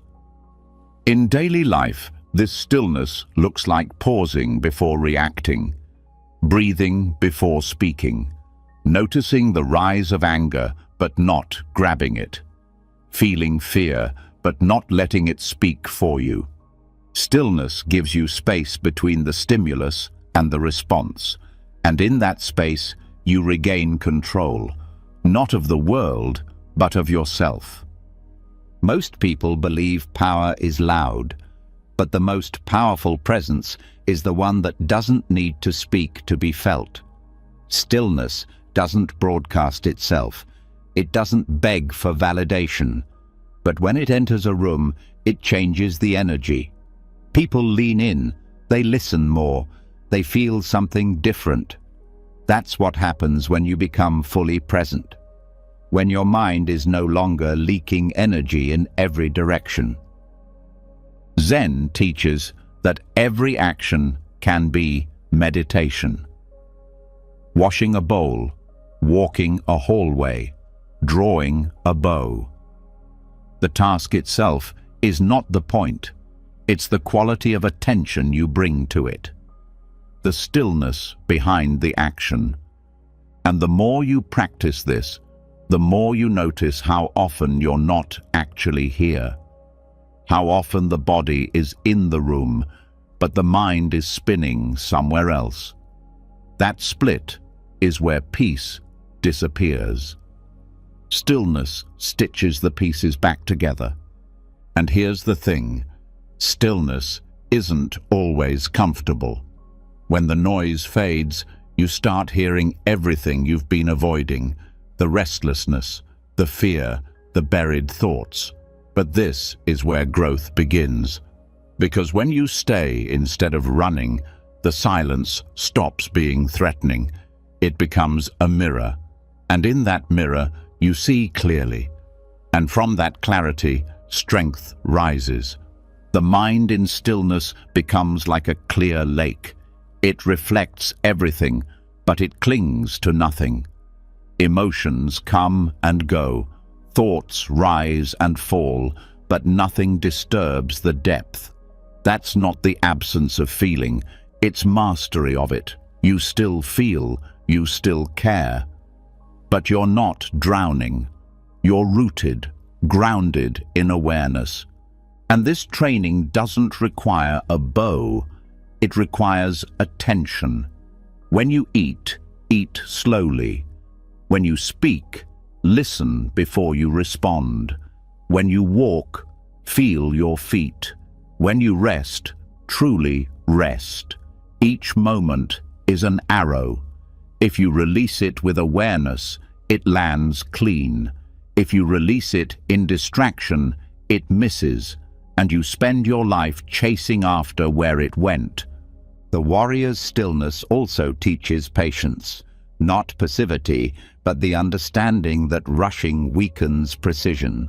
Whether it's making a decision, healing a wound, or building a path forward, slowness done with intention outlasts speed done in panic. Zen archery isn't about who shoots first, it's about who shoots with truth. And when the world tests you, when criticism, chaos, or uncertainty shows up, your stillness becomes your shield. Because people can provoke you, but they can't move you unless you allow it. The goal isn't to fight everything. It's to be so centered that there's nothing left to pull.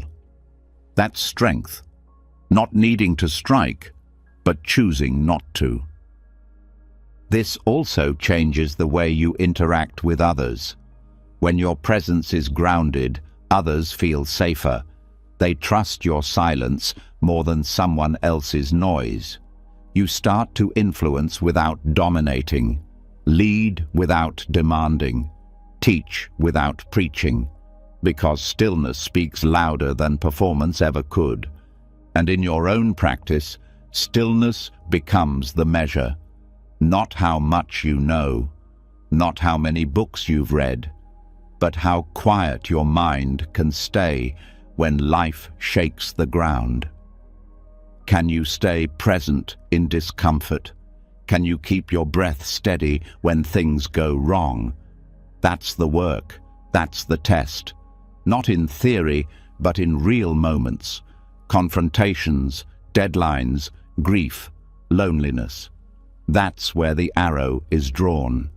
And the way you respond shows how deep the training has gone. Stillness also teaches you to let go of outcome. In Zen archery, the goal is not to hit the target. The goal is to become the kind of person who can shoot with presence, who can release without attachment. That lesson extends to everything. You do your part.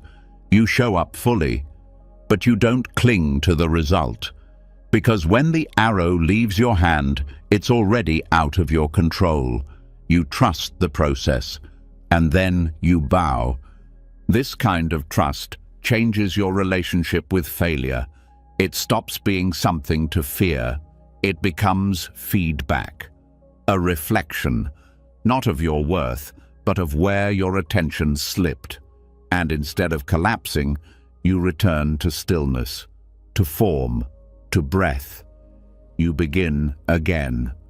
That's the quiet strength of the path, never needing to be perfect, only committed to presence. And when you live this way, life simplifies. The need to prove fades. The rush to win disappears. What's left is depth. A kind of presence that doesn't wear out, that doesn't need caffeine or adrenaline to stay awake, that doesn't fall apart when plans change or people misunderstand you. You carry the same stillness through joy and sorrow, success and failure. That's the warrior's stillness. Not a blank stare, not emotional flatness, but a depth of presence that can hold intensity without losing clarity. a silence that can hear what words miss, a calm so steady it becomes contagious. And it starts in small moments. Returning to the body, returning to the breath, noticing the urge to speak and choosing to wait, noticing the tension and choosing to breathe, over and over, until that stillness becomes second nature, until that silence stops feeling empty and starts feeling like home. This is the training, not just for monks, not just for warriors, but for anyone who wants to live with intention instead of reaction, who wants to move through life like a bow drawn with care, focused, grounded, alive. And once the warrior learns stillness, once silence becomes sharper than noise and presence steadier than reaction, something even more subtle begins to unravel beneath the surface. Not a sound, not a thought, but a deeper identity. One that's been quietly shaping every action, every reaction, every story. It's the self, the label, the inner character we've all been taught to build and defend. And now, the path takes a sharp turn. Not toward becoming more, but toward unlearning. Not toward finding a bigger identity, but toward dissolving the one that was never real. This is where Buddhism turns everything upside down, revealing a freedom most never find. The freedom from self. From the very beginning, identity gets assigned, first by others, names, roles, expectations, and then by ourselves, slowly building a mental image of who we are based on what we've done, how people see us, what we've gained or lost. That image becomes armor, and that armor becomes prison, because every time it's threatened by failure, by rejection, by change, the entire structure shakes. And most people spend their lives holding it up, patching the cracks, defending the illusion. But Buddhism teaches that this self we protect doesn't actually exist in the way we think it does. It's not a solid thing. It's a collection of memories, labels, preferences, and roles, none of which are stable, none of which define the core. And yet we cling to them, suffer for them, feel shame over them, because the idea of being nothing terrifies us more than any pain. This is where the real strength begins to build, not in fixing the self, but in letting go of the belief that you are that self. Because shame only sticks when there's a self to wound. Guilt only grows when it has a me to punish. Doubt only circles when it believes there's someone who must prove their worth. But when the self is seen as a concept, those emotions lose their grip. They still arise, but they don't stay. They don't define.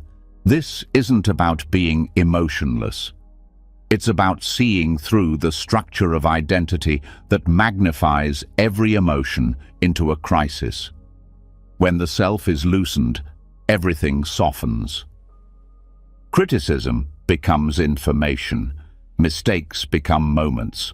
There's no I to defend, only presence to return to. And that presence doesn't need identity to exist. It simply is. In meditation, this becomes clearer. You sit, thoughts come, feelings rise, memories appear. But who do they appear to? Who is the one watching? That silent awareness, that ungraspable space behind all the noise, that's closer to truth than any personality trait or label you've carried. The more you observe, the more you realize you are not your thoughts. You are not your emotions. You are not your name or your story or even your face in the mirror. You are the space they move through. Unlearning the self doesn't mean disappearing. It means stop clinging. Stop building your worth on unstable ground. Stop needing others to reflect a version of you back in order to feel valid. That's emotional invincibility, not because you're cold, but because you're free. Free from the need to prove, to perform, to be someone special in order to be at peace. And that peace changes everything. When you're not caught in self-definition, you start to listen better, respond cleaner, speak with less weight. Actions become simpler because they're not trying to sculpt an identity. They're just honest expressions of presence. Compassion becomes more natural because there's no ego to protect, just shared humanity, shared pain, shared awareness. This also frees you from the past, because most regret comes from judging who you were. I can't believe I did that. I used to be this. I'm no longer that. But when you see that self as temporary, those stories soften. You weren't a fixed person back then. You were a collection of thoughts, feelings, and reactions.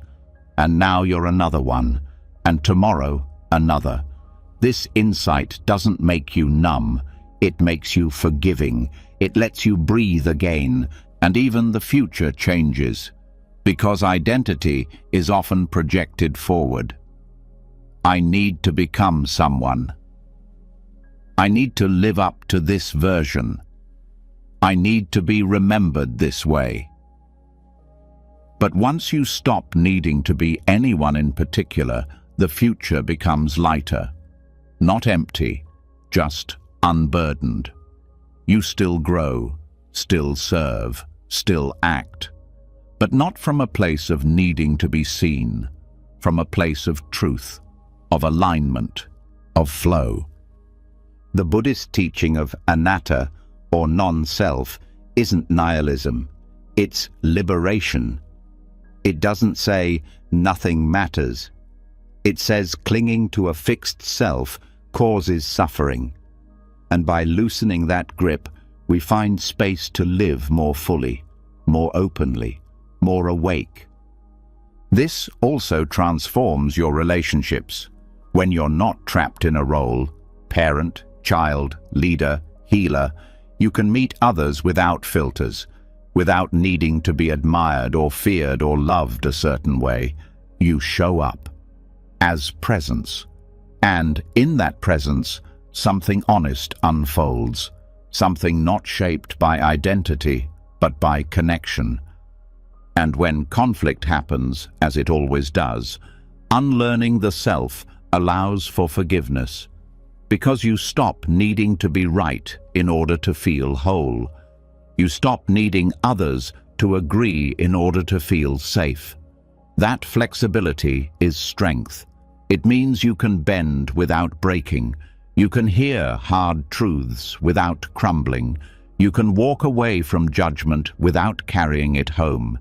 Even in solitude, the benefit appears. The fear of being alone is often the fear of being with no identity, no reflection, no audience. But when the self quiets, solitude becomes nourishing, not lonely, but spacious. You meet your own awareness like an old friend.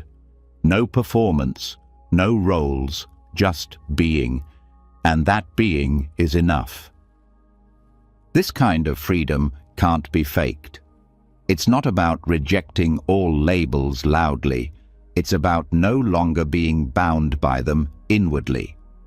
You can still have a name, a story, a style, but they no longer own you. They're useful tools, not your core. That shift happens slowly, gently, through mindfulness, through questioning, through watching the self arise and fall 1,000 times until you finally stop mistaking it for truth. And then something strange happens. The less you cling to self, the more natural your actions become. Kindness flows easier, creativity flows freer. Decisions come with less inner noise, because the pressure to be someone is gone. And all that's left is presence, awareness, action rooted in now, not in image. This is what Buddhism means when it speaks of true strength. Not the kind that resists shame, but the kind that sees shame clearly and doesn't attach. Not the kind that fights guilt, but the kind that sees it arise and pass without feeding it. Not the kind that never doubts, but the kind that sees doubt as a passing cloud, not a permanent truth. And it's not about being above pain. It's about no longer identifying with it. You can feel grief without becoming it. You can feel anger without being consumed. You can feel joy without trying to trap it. Because you're no longer the one riding the wave. You're the ocean underneath. This doesn't mean the work ends. The self will keep rising. It's sneaky. It wants to reappear through pride, through comparison, through subtle self-importance. But now you know the game. You catch it. You smile. You return to breath, to now, to what's real. This return is the path, over and over, unlearning the self, returning to presence, moving from that space without attachment. And in doing so, you find a kind of emotional invincibility that doesn't need armor, doesn't need applause, doesn't need anything but clarity. You are not your name, not your trauma, not your titles. You are what notices them all. And once the grip of self begins to dissolve, once the mind no longer builds its worth around shifting roles and fragile identities, something even deeper becomes clear. It's not just who we think we are that shapes our experience. It's what we think we see. The world doesn't always hurt us with what it is. It hurts us with how we see it. And this is where Buddhism turns its light toward perception itself. Because if perception bends reality, then fear is often not about danger. It's about distortion. And nowhere is this lesson made clearer than in the story of the rope and the snake. A traveler walks through the woods and sees a snake on the path. His heart races, his body freezes, fear floods in. But when he steps closer, he sees it's just a rope. No danger, no threat, just a misperception. But in that moment, the fear was real. The stress was real. His reaction, his panic, all of it came from something that didn't exist. This is not just a story, it's a metaphor for how the mind works every day. And the more clearly we see this, the less power fear holds. Perception doesn't just shape how we feel, it shapes what we believe, what we avoid, what we chase. And when perception is distorted, we react to life in ways that don't match what's really happening. Someone frowns and we assume they're angry. A message goes unanswered and we believe we're being rejected. A change arrives and we treat it like a threat instead of an opening. Fear slips in quietly, not through facts, but through misreading them. The rope and the snake story teaches a kind of mental training that is central to Buddhist practice. Pause, look closer, and question what you think is true. Because most fear begins with misperception, and most freedom begins with clarity. The more we train our mind to see clearly, the less we're controlled by the shadows it creates. This doesn't mean fear isn't real. It means fear often reacts before truth arrives. The body feels it instantly. The heart races. The thoughts spin. But fear's power doesn't come from danger. It comes from confusion. When you learn to slow down and look again, you give the mind time to correct the story, to check the facts. And in that space, courage begins. Fearlessness isn't the absence of fear. It's the refusal to react to what hasn't been truly seen. Buddhism trains this through mindfulness, watching thoughts without believing them, observing feelings without being swept away, noticing the stories your mind tells and asking, is this a rope or a snake? This practice starts with awareness. When fear arises, the first response is not to push it away or analyze it to death. The first step is to breathe and pause, to let the first wave pass without judgment. Fear wants urgency, it wants movement. But the moment you pause, you take back your power. You stop reacting and you start investigating. And here's where perception begins to shift. You realize how many fears aren't yours. They were inherited. Stories passed down, assumptions picked up along the way, fear of failure, fear of abandonment, fear of not being enough. They didn't start with you. They were learned, and like the snake in the story, they can be unlearned too. This unlearning doesn't mean pretending fear is gone. It means learning to live beside it without letting it lead. It means looking at the rope and saying, I see what my mind is doing.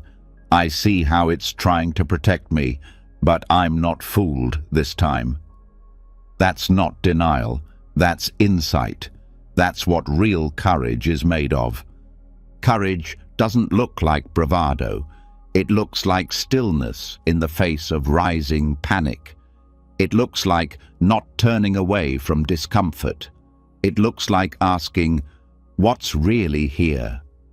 And when you look closely, you often find the thing you feared has no teeth, just noise, just memories, just perception twisted by habit. Buddhist psychology teaches that perception is one of the 5 aggregates, the building blocks of experience. And because perception is always filtered through conditioning, it must be questioned. That's why so much of Buddhist meditation isn't about stopping thoughts. It's about seeing them clearly. Watching how fear colors perception, watching how desire distorts it too, and slowly, gently, retraining the eyes. When you see through distortion, the mind starts to relax. Not because life becomes perfect, but because clarity removes confusion. A rope is just a rope. An unanswered message is just a delay. A change in someone's mood isn't always about you. These realizations don't remove challenge, but they remove unnecessary suffering. That's what perception training gives: less confusion, more truth. And it's not just emotional clarity, it's psychological strength. The kind of strength that comes from knowing your reactions aren't always reality.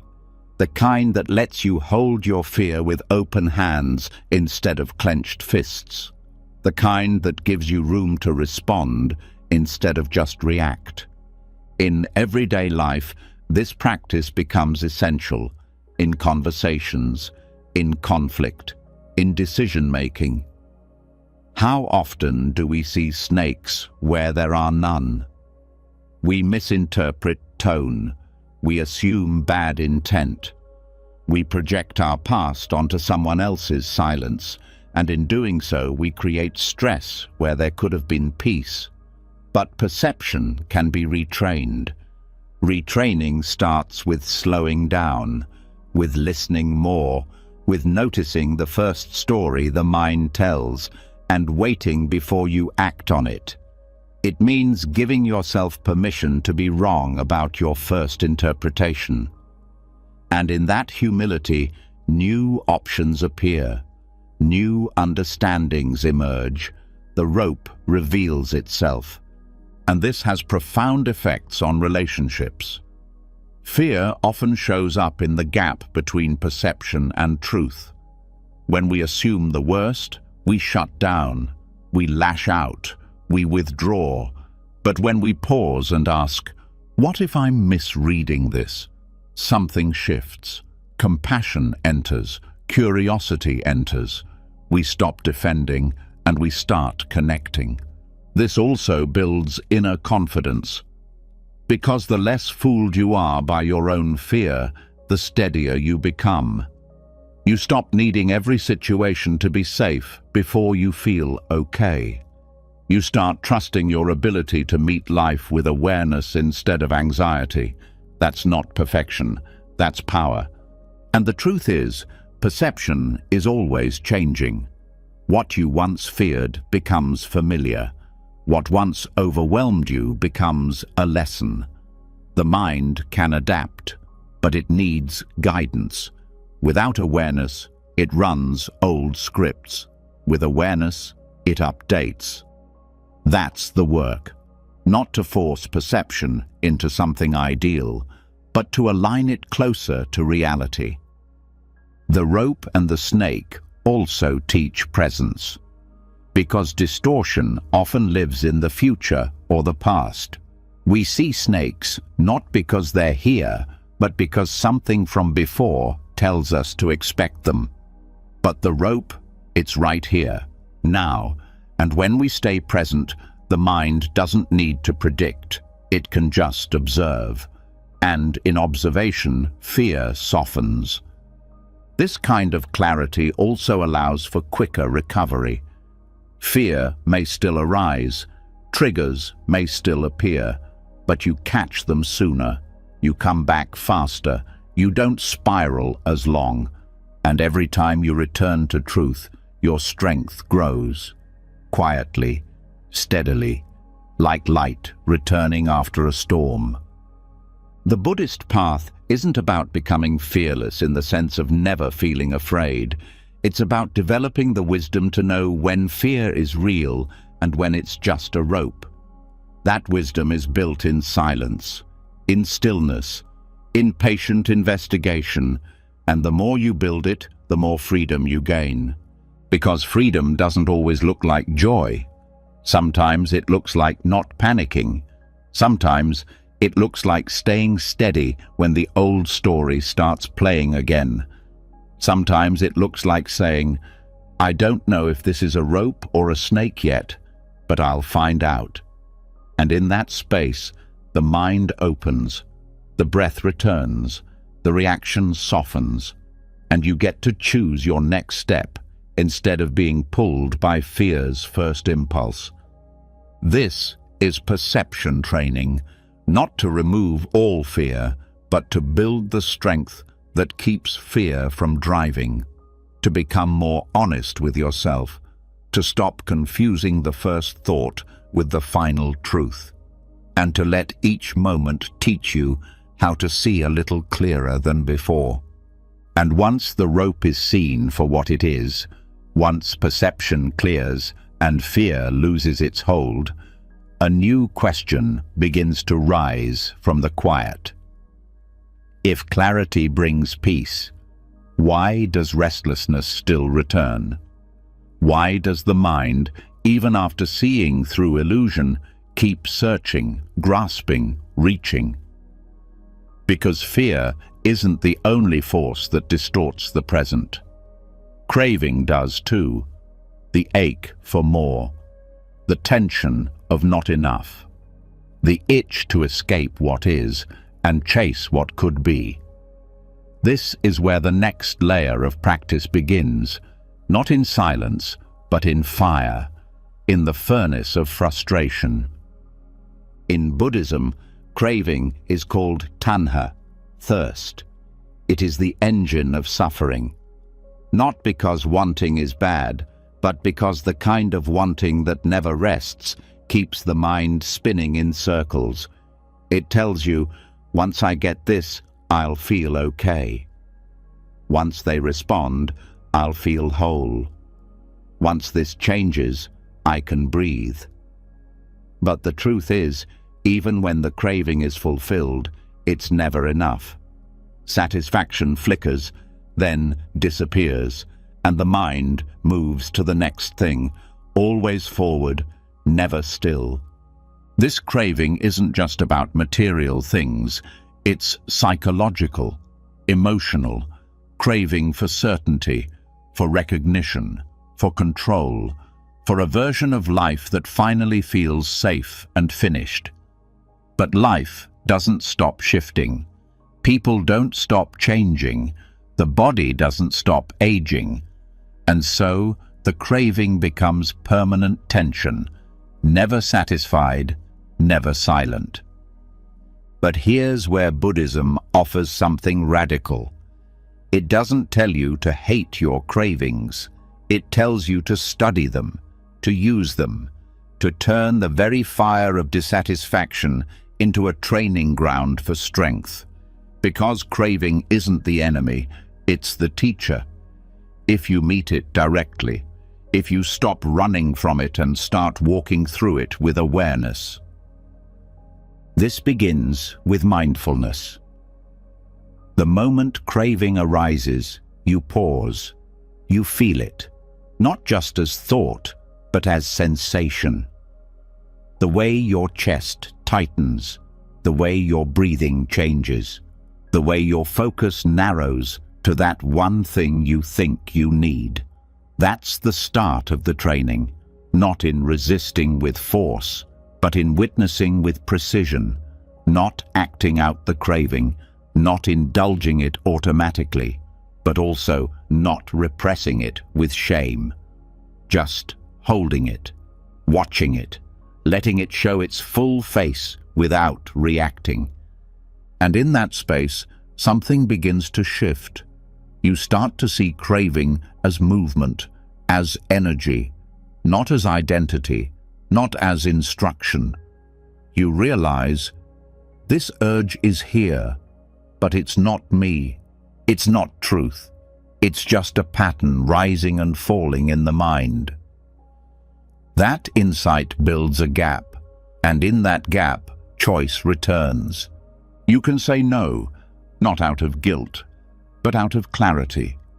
You can sit with the desire without feeding it, and in doing that, you begin to melt the mental habits that once ruled you. Every moment you don't give in is a moment of strength being built, not by force, but by patience.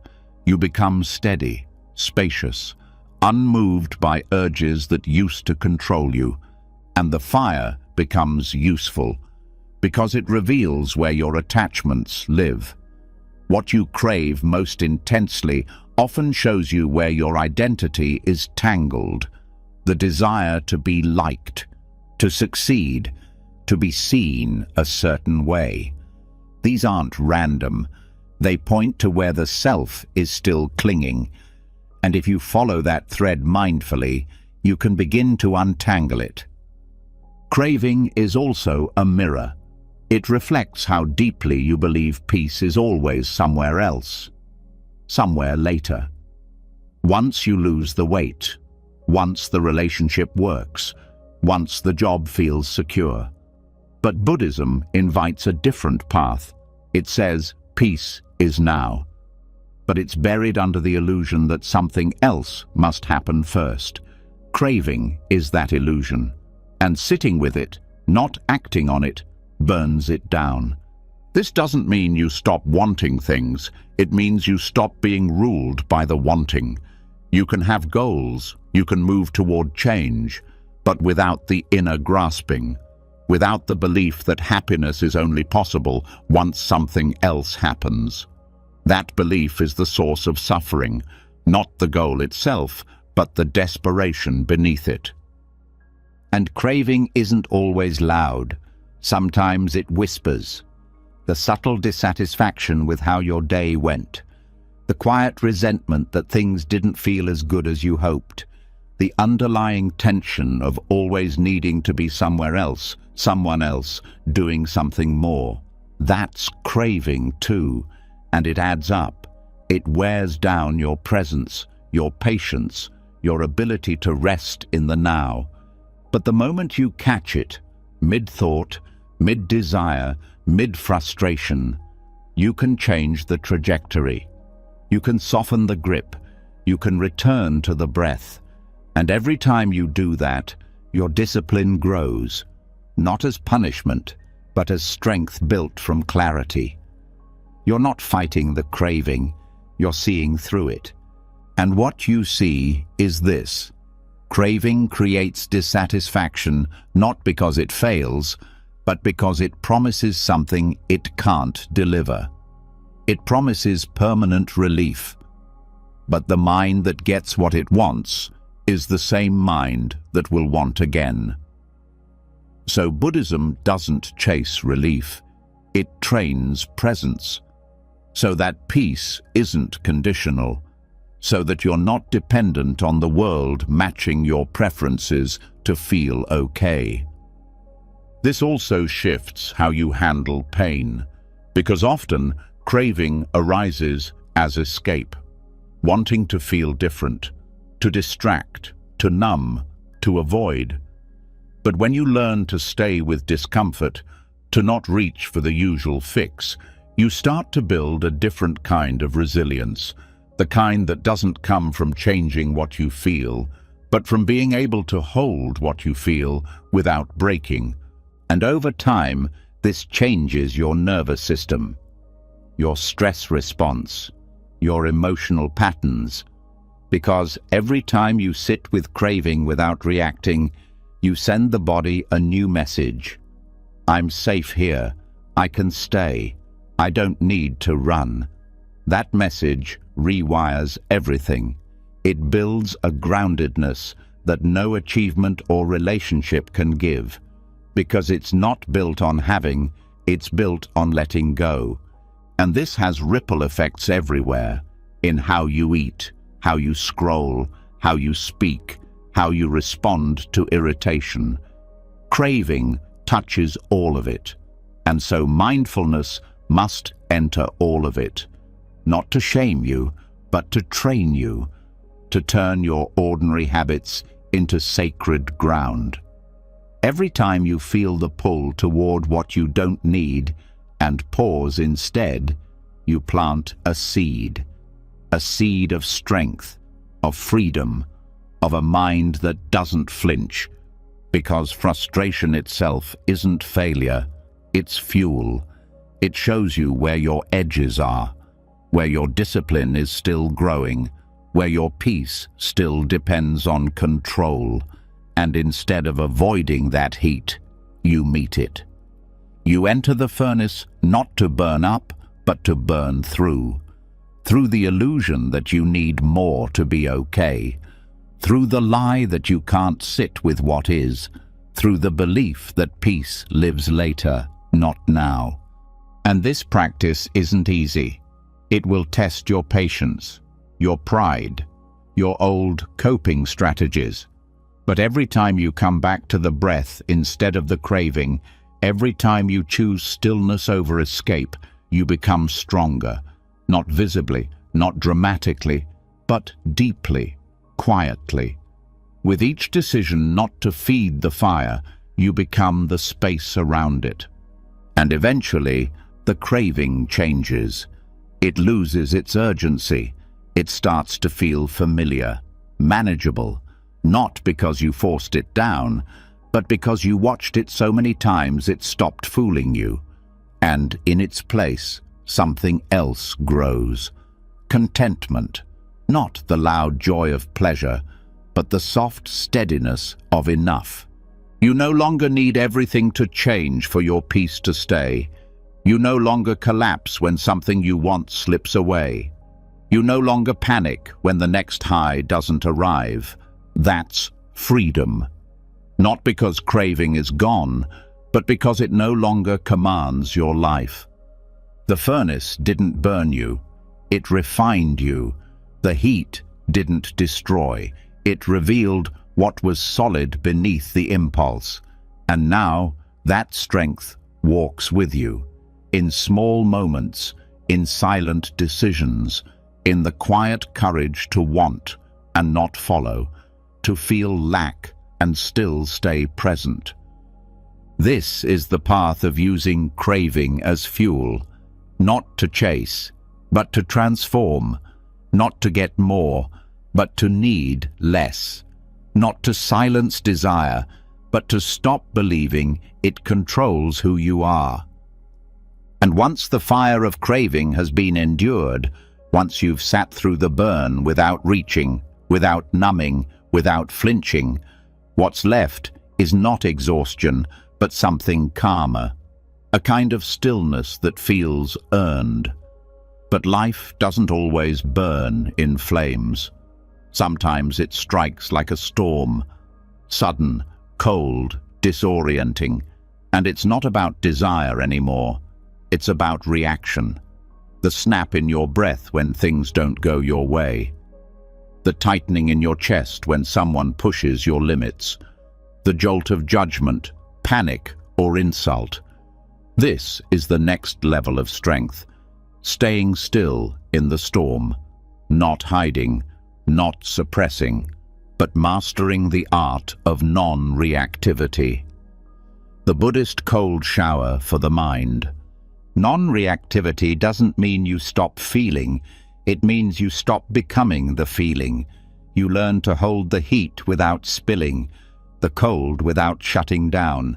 You witness the wave rise and you let it break, without lashing out, without escaping, without letting it drag you under. That's the training. And like a cold shower, it's uncomfortable at first, but it builds something most people never touch: emotional resilience born from stillness under pressure.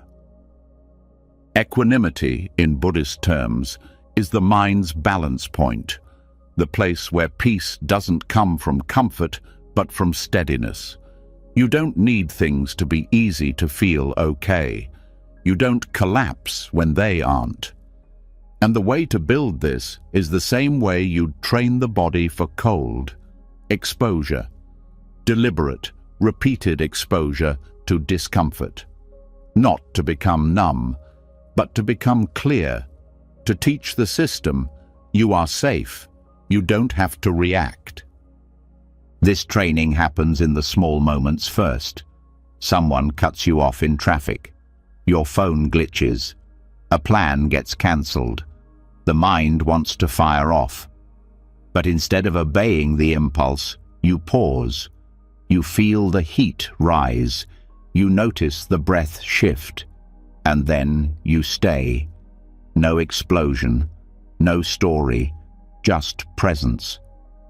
That moment, tiny, silent, is where strength builds. Not in the dramatic victories, but in the 1,000 times you chose stillness over reaction. And like cold exposure, the mind fights back at first. It says, react now. Say something. Fix this. Punish them. But when you breathe through that signal, you interrupt the loop. You retrain your nervous system. You show your body and mind that discomfort is not danger, that not every pain is a crisis, that not every impulse needs a response. This changes the way you handle emotions too. Anger, sadness, jealousy, they still show up. But you stop treating them like emergencies. You treat them like weather, storms that pass, feelings to witness, not follow. That's equanimity, not coldness, clarity, not resistance, acceptance, and it turns your mind into something unshakable, not because life gets easier, but because your relationship with difficulty changes. Think of non-reactivity like sitting under a waterfall. The force of emotion hits, but instead of being swept away, you root yourself. You feel it fully, but you don't lose yourself in it. And the more you practice this, the more natural it becomes. Eventually, the waves lose their power, not because they're smaller, but because you're deeper. This is why Buddhist monks train in silence, why they walk slowly, why they bow, eat, and move with deliberate attention. It's not for show, it's training. Each moment becomes a chance to feel a rising urge and not follow it. To notice impatience and breathe through it. To meet irritation with stillness instead of speed. The outer calm reflects the inner one, built through repetition, not accident. And this training isn't limited to monasteries. It's for everywhere, in your work, your home, your relationships. Because the world will test your edges. People will misunderstand you. Events will shake your plans. Emotions will rise fast. But if you've built the capacity to pause, to feel without obeying, you stay steady. You become the calm in the room. This doesn't mean you tolerate injustice or swallow your voice. It means your response is clean, thoughtful, grounded. Non-reactivity gives you choice. The ability to decide what serves instead of reacting from what hurts. It breaks the habit of exploding or collapsing. It creates space between trigger and action, and in that space, freedom lives. One of the most powerful teachings in Buddhism is that we don't suffer because of what happens, but because of how we react to what happens. The event passes, the reaction lingers, it repeats, it digs in. But when you train the mind not to cling to every emotion, not to chase or resist every wave, the suffering softens. You feel everything, but you carry none of it longer than needed. Even the body responds.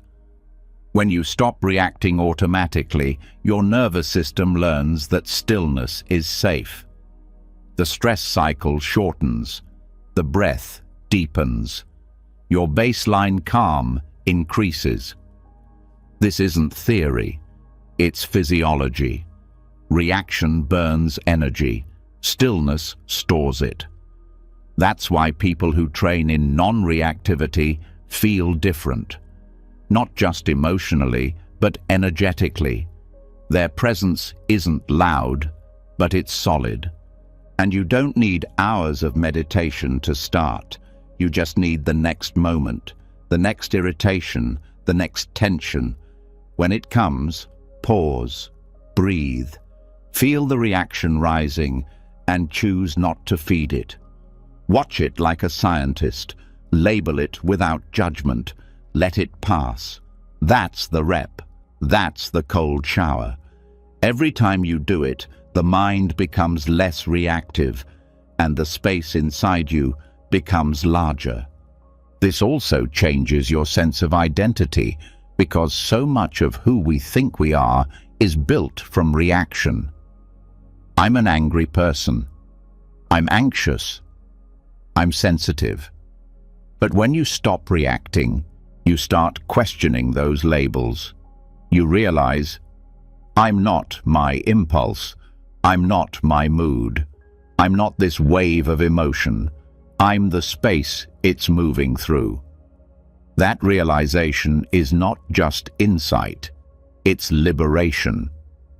And the more you practice, the more surprises come. Things that used to shake you don't. People who used to trigger you don't. Not because they changed, but because you did. You became less available for chaos, less hooked by drama, less reactive to things that used to steal your peace. That's not ego, that's freedom. Even the practice of watching the breath becomes a tool here, because the breath is always neutral. It doesn't judge, it doesn't argue. When you return to it, you return to a space untouched by the story. That's why it's the anchor, the cold water for the mind, the reminder that underneath all of this, you are still here, still aware, still calm. And eventually, you stop fearing discomfort. You stop fearing emotion, because you've trained with it, sat with it, passed through it without acting on it. And once you know you can do that, you walk differently. Not with arrogance, with peace, a peace that isn't shaken by every storm, a peace that doesn't need silence to exist, but creates it. This isn't perfection, it's practice. There will be moments you react. That's okay. You return, you breathe, you learn, and slowly your baseline changes. The default becomes calm, the response becomes choice, and the storm passes through you instead of pulling you into it. This is the strength of non-reactivity, not flashy, not dramatic, but life-changing. Because in a world constantly triggering, pushing, and pulling, being still is the most radical thing you can do. And after enough time in the cold, after sitting through the shock of discomfort without reacting, without running, something else begins to grow underneath the skin. Stillness that doesn't tremble. A kind of quiet that's not passive, but powerful. A presence that no longer flinches when pressure rises or when life tests your edges. This is not numbness. It's not distance. It's something deeper, more grounded. It's what Buddhism points to when it speaks of the mind as a mountain, not because it doesn't feel, but because it doesn't move. Now the training goes inward, not to escape the world, but to anchor within it. This is the core of Buddhist meditation, not to float above life, but to become unshakable in the middle of it. Meditation in this context isn't about achieving bliss or reaching special states. It's about presence. It's about building a mind so steady that even when the world stirs with chaos, even when emotions try to pull you under, even when thoughts scream for your attention, you remain. Not as a wall, but as a witness. Not cut off from life, but deeply rooted in it. The image of the mountain isn't about detachment from reality. It's about a connection so deep, so grounded, that nothing on the surface can uproot it. And the process begins the moment you sit. When the body is still, the mind reveals its habits, the urge to fix, to chase, to problem solve, the itch to label, to predict, to escape. All of it shows up. Not because you're failing, but because you're finally paying attention.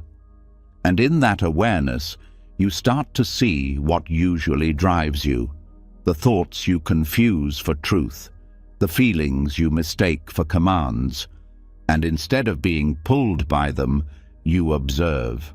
You breathe, you sit. Over time, this sitting becomes more than just posture. It becomes a statement. I will not run. I will not hide. I will stay. And the more you stay, the more you build the capacity to remain unshaken, not because storms stop coming, but because you stop getting lost in them. The mountain doesn't stop the weather, it holds through it. That's the strength you're cultivating. And this stillness is active.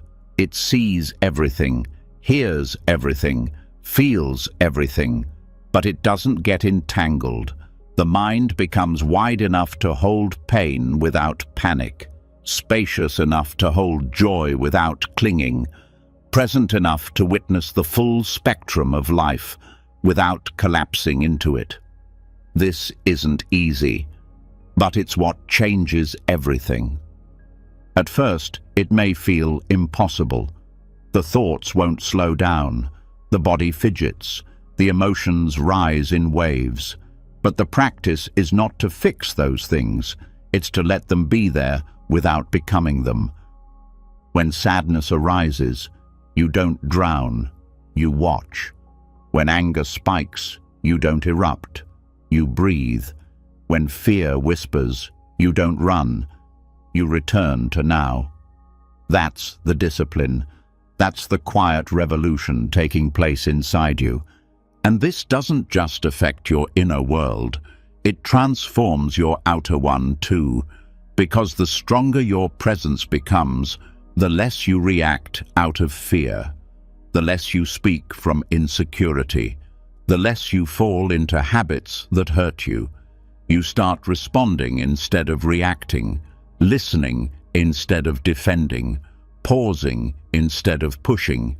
And in that shift, your relationships soften, your decisions sharpen, your energy steadies. The mountain doesn't reject the world, it holds space for it. And meditation trains you to do the same. When conflict arises, you meet it with presence. When uncertainty hits, you meet it with breath. When things don't go your way, you don't collapse into frustration. You stay rooted, not because you've stopped caring, but because you've stopped needing control to feel safe. This kind of mind isn't developed overnight.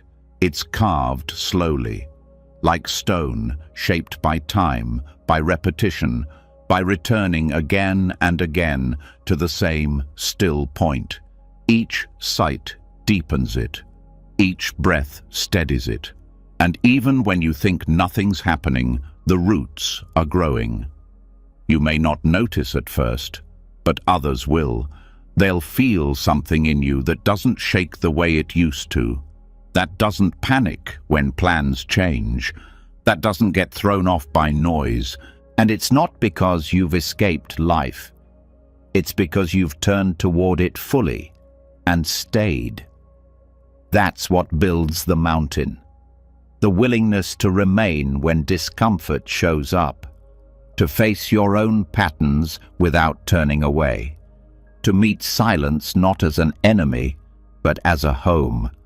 Meditation also teaches that strength is not found in force, but in presence. You don't silence the mind by wrestling it. You calm it by watching. You don't stop thoughts by pushing them away. You let them pass like clouds over a vast sky. The more space you give them, the less they control you. The mountain doesn't chase the clouds. It lets them come and go, and it stays. And that same strength begins to show up in daily life. You notice the space between impulse and action. You feel the pull to speak, but you choose to listen. You hear the old story rising, and you don't feed it. That's what meditation gives, not control over everything, but mastery over your own inner world. Even in crisis, this training holds.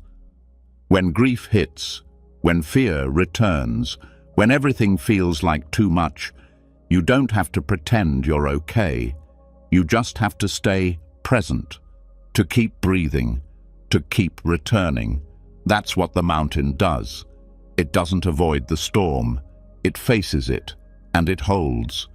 And over time, meditation becomes more than a practice. It becomes a way of being.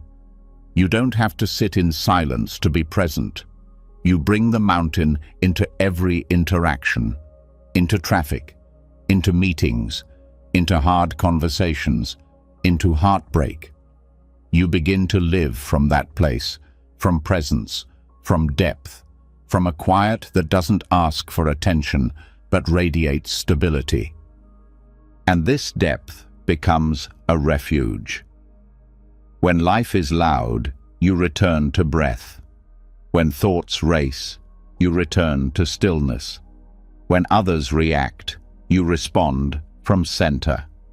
And you begin to see how much suffering is optional, how much chaos comes not from life, but from our refusal to pause before we move, from our habit of reacting before we breathe. Meditation breaks that habit. It rewires the nervous system to wait, to witness, to stay. And in doing that, it creates a mind that doesn't need to be perfect to be peaceful. A mind that doesn't need answers to feel whole. A mind that is no longer pulled by every passing emotion, but anchored in the now. This isn't passive peace, it's active presence. And it's built through every sit, every breath, every time you close your eyes, not to escape, but to see more clearly, to feel more honestly, to respond more wisely. That's the path, and it's not far away.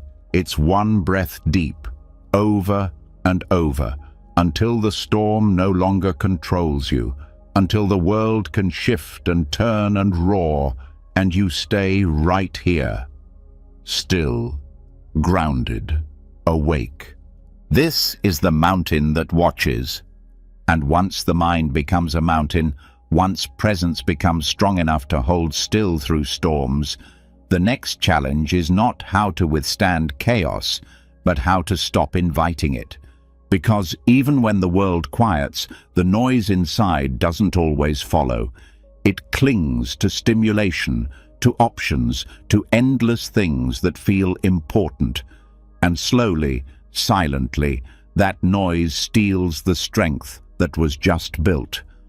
This is where the deeper work begins, not by adding more, but by choosing less. Voluntary simplicity isn't just about a lifestyle, it's about mental freedom. It's the art of removing distractions, not to live with lack, but to make space for clarity, focus, and real peace. In Buddhist practice, simplicity is not deprivation, it's design. The monastic codes that guide monks and nuns aren't punishments, they're tools. Fewer belongings mean fewer decisions. Fewer decisions mean fewer mental loops. Less clutter outside equals less chaos inside. The whole system is built to reduce unnecessary friction, not because comfort is wrong, but because simplicity reveals what actually matters. What remains when the rest is stripped away isn't emptiness, it's strength. The mind is not naturally quiet. It pulls toward choice, it wants variety, it craves stimulation. But too much choice weakens resolve. Too many options split attention, and attention is power. Wherever it leaks, your energy follows. Simplicity trains that energy back into one place, this moment, this breath, this task.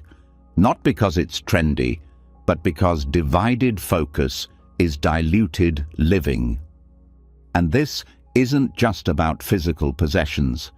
It's about commitments, habits, mental clutter.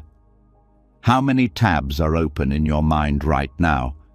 How much of your attention is held hostage by things you don't even care about deeply? Simplicity isn't about having nothing. It's about needing less, wanting less. And in that wanting less, building more space for stillness, for creativity, for connection. There's a reason monasteries look plain. It's not because beauty is denied, it's because distraction is. When your room is bare, the mind can't jump from object to object.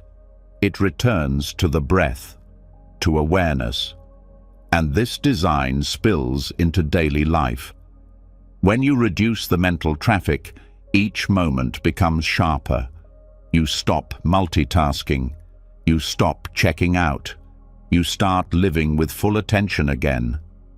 Voluntary simplicity also protects discipline, because when the world keeps offering you more, it takes strength to say no, to choose silence over scrolling, to choose rest over another obligation, to choose depth over novelty.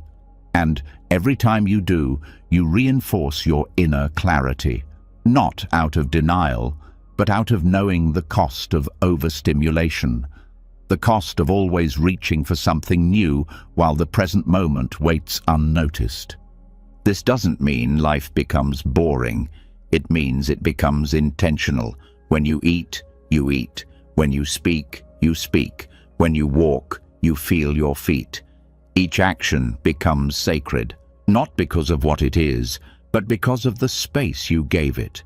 That's what simplicity offers. Not the removal of joy, but the return of presence to things you forgot were joyful.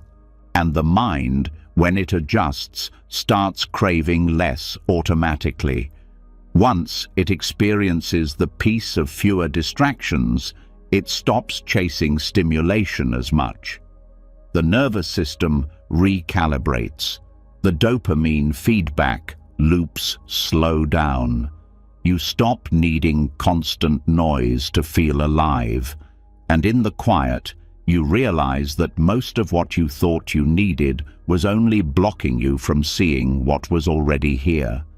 In practice, this might mean owning fewer clothes, or saying no to more events, or leaving more space in your schedule, or deleting apps that steal your focus. But beneath all that, the real simplicity is internal. It's how many identities you carry, how many expectations, how many mental checklists you run every hour. When those drop, what remains is clean, focused, grounded. Even monks who live with almost nothing aren't practicing poverty. They're practicing freedom, because the less they have, the more attention they reclaim. And with that attention, they train, they serve, they reflect, they deepen. That's the core principle. Clear space equals clear mind, and a clear mind is unshakable. But in modern life, simplicity has to be chosen. No one hands it to you. The default is complexity, more notifications, more choices, more noise. Choosing less becomes an act of rebellion, not against the world, but for your own peace. And that choice doesn't have to be extreme. One quiet morning, one unplanned evening, one walk without your phone. Each moment of less is a doorway into more. This also sharpens your values, because when you reduce the noise, what matters most becomes obvious. You stop spreading yourself thin. You stop saying yes to things that don't align. Simplicity becomes a filter, not just for stuff, but for decisions. You ask, does this nourish or distract? Does this add to peace or pull me away from it? And that filter protects your energy like nothing else. And simplicity reveals another gift, contentment. Not the kind you force, the kind that arrives when there's space for it, when you're no longer comparing, no longer racing, no longer convincing yourself that happiness is one more thing away. In the space left by simplicity, gratitude grows. You start seeing the ordinary as beautiful again. You start noticing the sky, the breath, the texture of silence. This is also why monastic schedules are repetitive. The same meals, the same robes, the same rhythm. Because removing novelty doesn't kill joy. It deepens presence. Without chasing something new, the mind relaxes into what is, and what is becomes enough. In that enoughness, strength grows, not the strength of control, but the strength of not needing to control everything. And you don't have to become a monk to feel this. You just have to practice letting go of the extra, not with harshness, with wisdom. Look at your space, your habits, your mind. Ask what's useful and what's just noise. Ask what you'd keep if your peace was the goal, not your image, not your productivity, just your peace. And let the answers guide you.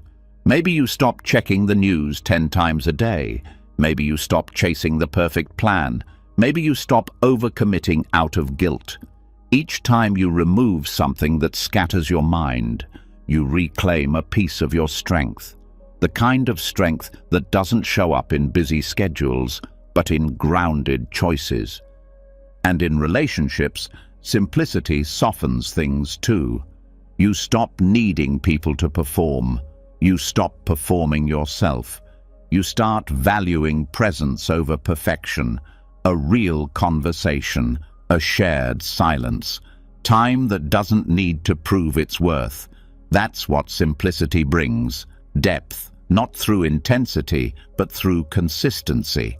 This way of life isn't flashy, but it's powerful, because when you're not constantly chasing, you can finally receive. When you're not buried in complexity, you can finally breathe.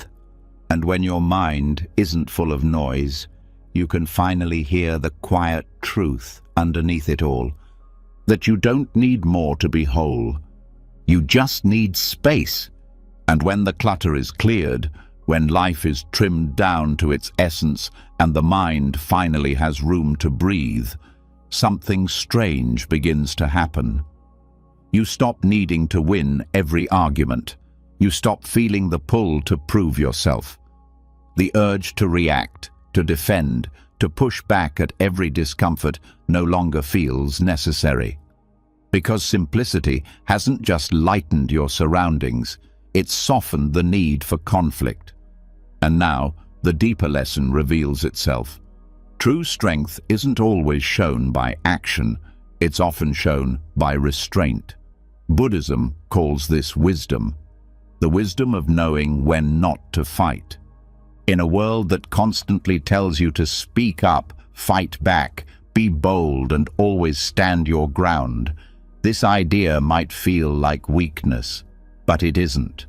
Non-resistance, when done from awareness, not fear, is a power most never develop. Because anyone can react, anyone can shout, anyone can strike back when they feel threatened. But to pause, to assess, to choose peace over ego, that's control, that's mastery, that's strength disguised as stillness. This doesn't mean letting people walk over you. It doesn't mean avoiding confrontation out of fear. It means developing the inner clarity to know which battles are truly worth your energy and which are simply invitations to lose your peace.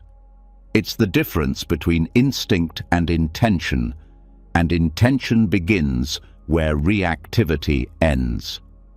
Buddhist teachings emphasize non-attachment, not only to objects or outcomes, but also to being right, to having the last word, to getting recognition. So many fights are just ego battles, trying to defend a self-image that's not even real. And when the identity loosens, so does the urge to protect it. You stop defending illusions, and you start defending your inner stillness instead. Walking away doesn't always mean giving up.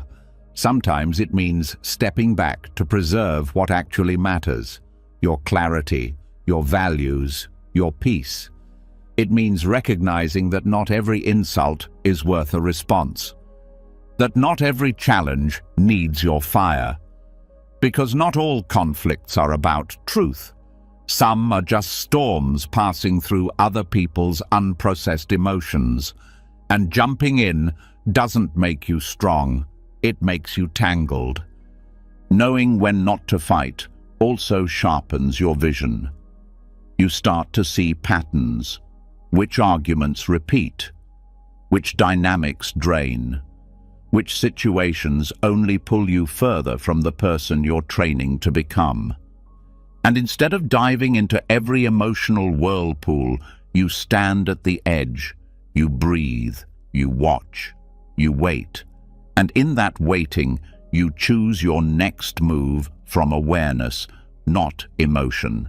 This is what the Buddha did again and again. When challenged, he often remained silent, not because he didn't have answers, but because he understood the energy behind the question. Was it coming from genuine curiosity, or from the need to trap, to test, to provoke? He wasn't reactive, he was deliberate. He didn't lose power in silence, he owned it. And that's what this training gives you.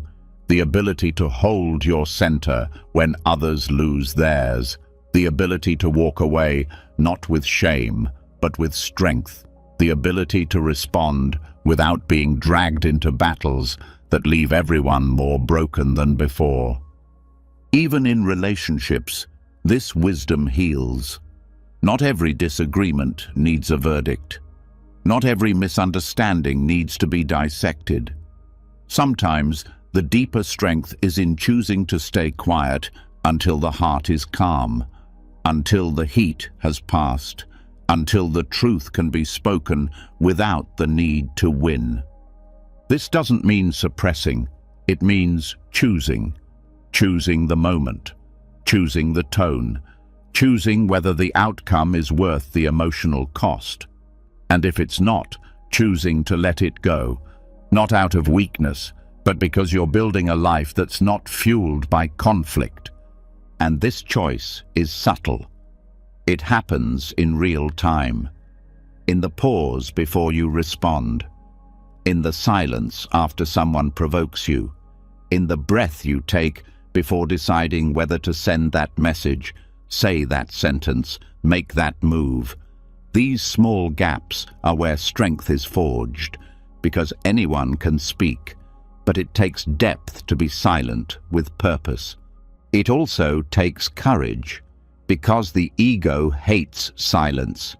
It feels like losing, it feels like shrinking, but it isn't. It's refinement. When you walk away with clarity, with dignity, with peace, you've already won. Because no argument is worth losing your presence for. No clash is worth shattering your stillness. That stillness took work. It took sitting with discomfort, unlearning old patterns, facing your shadows. Don't trade it for a moment of being right. There's a story in Zen of a monk who was insulted by a passerby. Instead of responding, he bowed gently and walked away. Later, another monk asked him why he didn't say anything. He replied, "If someone offers you a gift and you don't take it, who does it belong to?" That's the principle, not rejection, but non-participation. Let the energy stay where it started. Let the storm pass without opening your door to it. This kind of strength isn't recognized by the world often. It's quiet, invisible, but it builds something unshakable. You become the person who doesn't panic under pressure, who doesn't lash out when misunderstood, who doesn't crumble when others bring chaos. And slowly, people feel it. They stop expecting you to engage in every fire. They begin to trust your calm more than their own noise. And this training must be lived, not just understood, in real conflicts, in real disappointments, when someone blames you unfairly, when someone speaks with cruelty, when someone attacks your character. That's when the lesson is tested. Can you pause? Can you choose stillness over revenge? Can you protect your energy by walking away, not out of fear, but out of love, for your own sanity, for your long game, for the path you're walking? And when you do this, something else shifts. You begin to see how much suffering is recycled, how much conflict is a pattern, not a necessity. And you stop contributing to it. You break the loop. You interrupt the dance. And that interruption is where healing begins, not just for you, but for everyone watching. Because sometimes your silence teaches more than your words. Sometimes your restraint models a new way to respond. Sometimes your refusal to fight becomes a mirror for others to see their own reaction more clearly. And even if they don't see it, you do.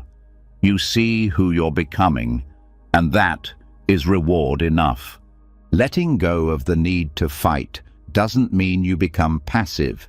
It means you become precise.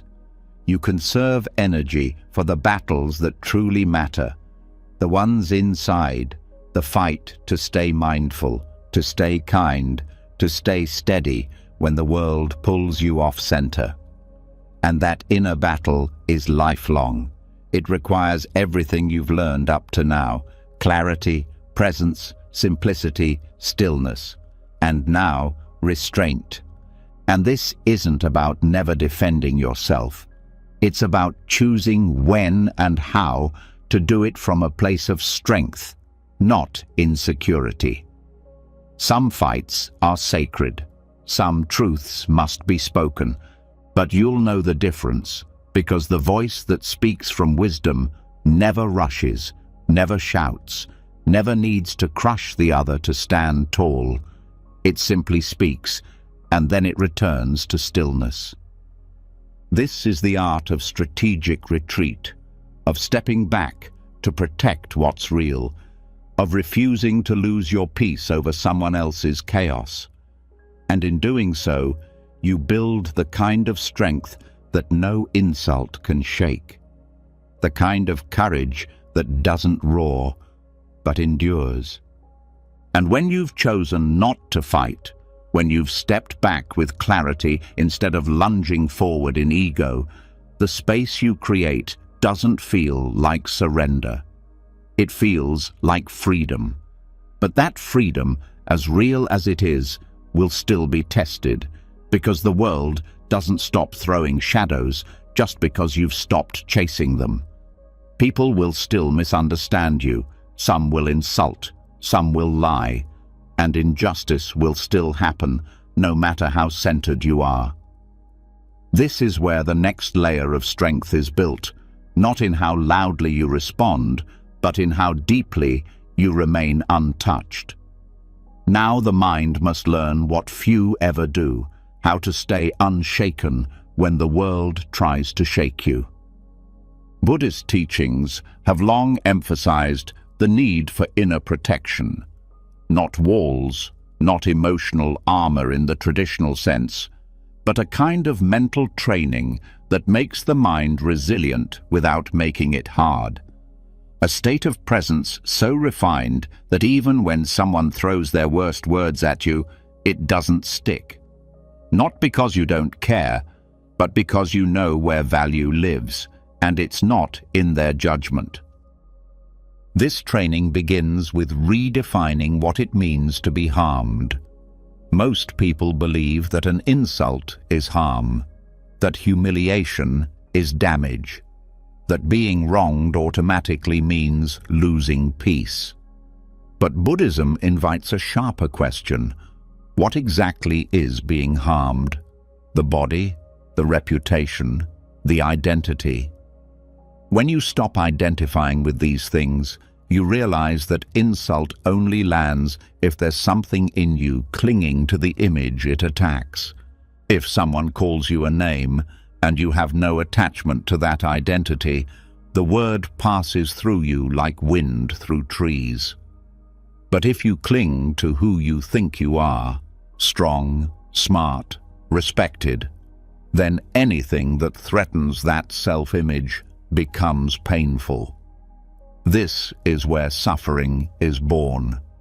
Not in the words themselves, but in the places they land. And Buddhist practice is about clearing those landing zones. One of the techniques used to train the mind for this is contemplation of the self as empty. This isn't nihilism, it's liberation.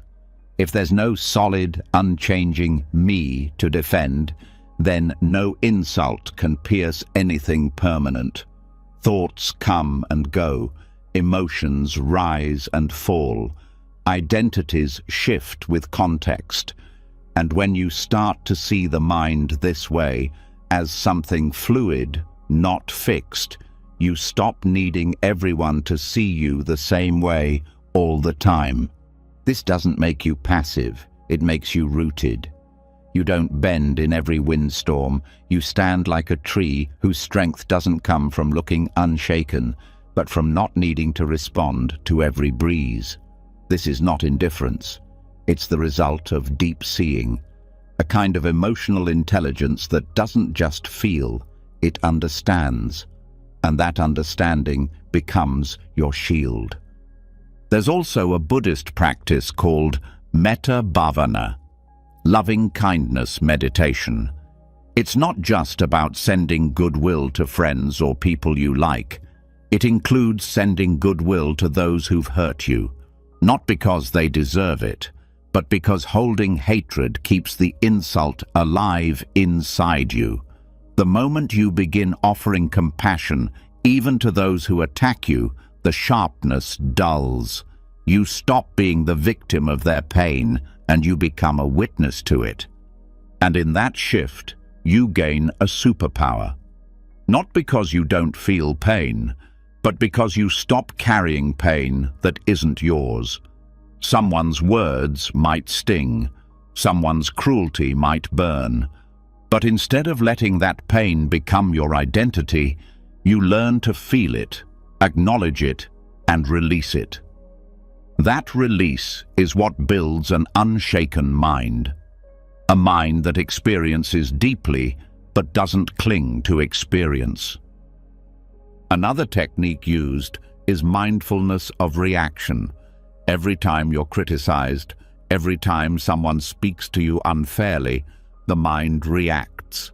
Tightness, anger, the urge to defend, and most people obey that urge. But mindfulness creates a pause. You feel the reaction rise, and instead of acting on it, you name it. There's anger, there's pain, there's the urge to attack back. And in that naming, space opens. The emotion is no longer you, it's just something passing through. This space is everything, because in that space, you can choose a response that protects your peace instead of your pride. You can say nothing, or you can speak with clarity instead of heat.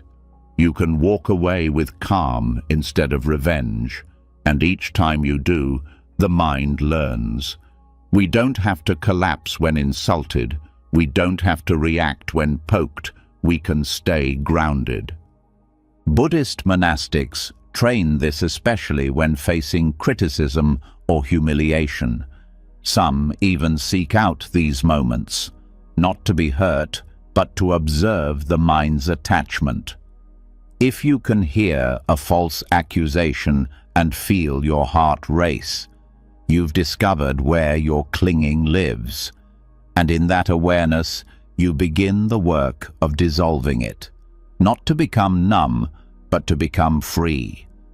Freedom is the real goal here, not control, not perfection.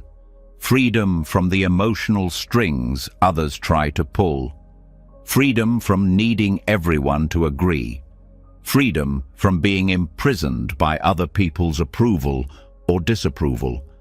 That kind of strength doesn't wear a crown.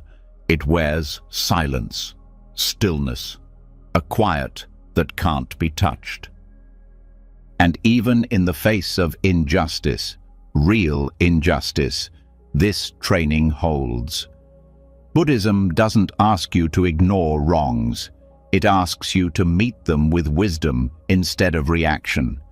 There is strength in speaking truth, but it's stronger when it's not fueled by revenge. When your action isn't a tantrum, but a deliberate move rooted in compassion and clarity. Because the truth is, most people who attack others are reacting from their own pain. They're projecting. They're lost in their own distortion. And when you understand that, you stop taking things so personally. You stop confusing someone else's suffering for your identity. And in that separation, you find peace. That peace becomes your home, your anchor. And when it's stable enough, the world can scream, and you can whisper back, "I don't need to absorb this." That's not denial, that's discernment. Knowing what to hold and what to release. Knowing which words matter and which ones are just echoes of someone else's storm. This also transforms how you talk to yourself, because the worst insults often come from within: the shame, the regret, the inner critic. And all the techniques you use to face outer attacks apply here too. You observe, you breathe, you notice the story, and you don't feed it. You return to presence, to what's real, to what's happening now, not what happened years ago, not what could have been, not what others think. Just now. And in this now, there's nothing to defend, nothing to prove. Just breath, just awareness, just the quiet knowing. I am not what they say. I am not what I fear. I am not the roles I play.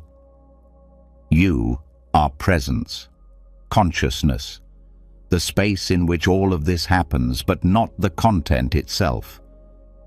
This isn't an idea, it's a lived experience, and the more you return to it, the stronger you become. Not by building walls, but by realizing you don't need them, because the things that used to pierce you don't land anymore. There's nowhere for them to stick. That's the unshaken mind. Not immune to pain, but no longer run by it. Not afraid of conflict, but no longer owned by it. Not desperate for peace, but radiating it from within. That's the kind of strength you carry quietly. The kind that can sit in a room full of chaos and remain untouched. Not because you're special, but because you've trained, and the training never ends. But every moment of awareness adds a layer of protection. Not a wall, but a space, a clarity, a confidence that says, I know who I am, I know what I value, and no insult, no injustice, no moment of humiliation will take that away. This is not arrogance. It's alignment with what's true, with what's eternal, with the part of you that cannot be broken by words or warped by opinion. That's what you're building. And once the mind has been trained to remain unshaken, once insult, injustice, and humiliation lose their grip, there's something underneath that strength still waiting to be uncovered, a depth that goes beyond calm, beyond stillness, something radiant, not fragile like glass, not heavy like stone, but piercing, luminous, and unbreakable. In the teachings of Vajrayana Buddhism, this is the diamond mind, a state of awareness so clear it reflects all without distortion, so strong it cannot be shattered, and so sharp it cuts through illusion like light through darkness. What you're about to enter now is a different dimension of practice, not just mental discipline, but energetic transformation. In Vajrayana, or Tibetan Buddhism, the diamond is not just a metaphor. It's a symbol of the indestructible nature of awakened mind. Called Vajra in Sanskrit, it represents clarity that doesn't blur, power that doesn't dominate, and presence that doesn't fade. The diamond mind is not built through logic or argument. It is forged through experience, through visualization, mantra, and tantric techniques designed to activate the deepest layers of consciousness. This path begins where most others stop, not with silence, but with sound, not with stillness alone, but with form and energy combined. Visualization practices in Vajrayana are not fantasy. They are sacred tools for reshaping the mind's inner landscape. You are not imagining for escape, you are invoking for transformation. Visualizing a deity is not about worship, it's about mirroring. Every quality you see in the deity, compassion, fearlessness, wisdom, is already within you. The practice is meant to awaken it. When a practitioner visualizes themselves as a bodhisattva or a wrathful deity, they are not pretending. They are training the nervous system to hold that energy, to become it. The symbols used, lotuses, flames, weapons, halos, are not decoration. They are precise tools for activating specific qualities in the mind. Every petal means something. Every color, every gesture, every sound has a purpose. They're like keys, unlocking doors most people never knew existed. And mantras, those ancient syllables repeated over and over, are not magic spells. They are vibrational anchors. Their repetition isn't about belief, it's about resonance. The sound of a mantra begins to shape the rhythms of the mind. It pulls thought patterns into alignment. It interrupts noise and installs clarity. Reciting a mantra isn't about escape. It's about return. Return to the deepest part of you that already knows how to stand in fire without burning. The diamond mind is not achieved by avoiding suffering. It's achieved by walking straight into it, with tools that protect you not by shielding you, but by transforming the way you relate to pain. Visualization does this by changing what the mind sees when difficulty arises. Instead of seeing yourself as a victim, as small, as overwhelmed, you see yourself as expansive, illuminated, empowered. You see the qualities of awakened mind already present. And through that seeing, you begin to live differently. In Vajrayana, even wrath has a place. Fierce deities with flaming hair and wild eyes are not images of rage. They are symbols of fierce compassion, the kind of power that cuts through delusion, not to destroy, but to liberate. When you face fear or ego with that energy inside you, you stop negotiating with doubt. You burn through it, not with violence, with clarity, with presence, with an unshakable connection to what cannot be broken. This practice is not casual. It requires preparation, a steady foundation of ethics, mindfulness, and discipline. Vajrayana does not skip the groundwork. It builds on it. And once that foundation is strong, the symbolic techniques deepen what's already there. They don't replace the basics. They unlock their full potential. The diamond mind is also trained in the body, not through tension, but through subtle awareness. Vajrayana includes practices like inner fire meditation, working with subtle energy channels in the body to generate clarity and warmth. The breath is visualized as light, the body as transparent. Emotions are met not just as sensations, but as flowing energy that can be redirected, not suppressed. You don't kill anger. You transform it into precision. You don't numb desire. You refine it into devotion. This is alchemy, not rejection, but transformation. And the strength that arises from this isn't loud. It's stable. When someone tries to shame you, the diamond mind sees the truth behind the words. When a situation turns chaotic, the diamond mind doesn't panic. It shines. When old fears surface, they are met not with collapse, but with presence that cuts through illusion, like a blade, like a beam, like a diamond catching light. This is also where duality begins to dissolve. In Vajrayana, the ordinary and the sacred are not separate. Your body is not an obstacle. It's a vehicle. Your breath is not mundane. It's a bridge. Your life, even in its messiest moments, is not a distraction from the path. It is the path.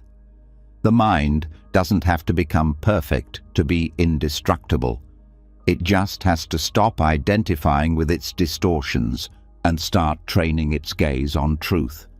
Truth in this tradition is not just awareness of impermanence. It's direct realization of your own nature. The part of you that is not born and does not die, not as belief, but as felt experience. Vajrayana uses every tool available, sound, image, movement, imagination, to wake you up to that nature. And once it's seen, it cannot be unseen. That's what indestructibility means. Not that you won't feel pain, but that your core clarity will not break under it. Even death is viewed differently. In Vajrayana, teachings on the bardo, the transitional state after death, the same techniques are used. Visualization and mantra help the practitioner stay awake during the most disorienting transitions. The diamond mind, trained in life, remains clear even when the body dissolves. Fear may arise, but it doesn't control. Confusion may appear, but it doesn't stick, because the awareness has been trained to remain lucid, to recognize illusion and return to essence. This kind of mental power isn't exclusive. It's available, but it requires commitment. Vajrayana doesn't promise comfort. It promises awakening. And awakening, in this path, means stripping away everything that isn't your true nature, until what's left is indestructible, not because it's armored, but because it's real. And even if you don't formally walk the Vajrayana path, its symbols can still teach. Ask yourself, what if your mind was clear like crystal, sharp like a blade, luminous like flame? How would you speak? How would you walk into your next challenge? How would you carry your pain, your joy, your silence? That is the diamond practice. Taking the symbolic and making it personal. Taking what is ancient and making it alive now. You don't need robes or rituals to start. You need focus. You need presence. You need the willingness to train, not just to cope, but to evolve. Not just to calm the mind, but to strengthen it. Not just to survive the world, but to meet it with clarity so radiant it cannot be dimmed. This is the strength of Vajrayana, not in force, not in distance, but in presence so whole, so awake, so unshakably luminous, that illusion has nowhere left to hide. And once the diamond mind is uncovered, once clarity becomes indestructible, once presence cuts through illusion, another truth begins to unfold, quieter than all the rest. It's the truth that nothing outside of you can measure the strength inside of you.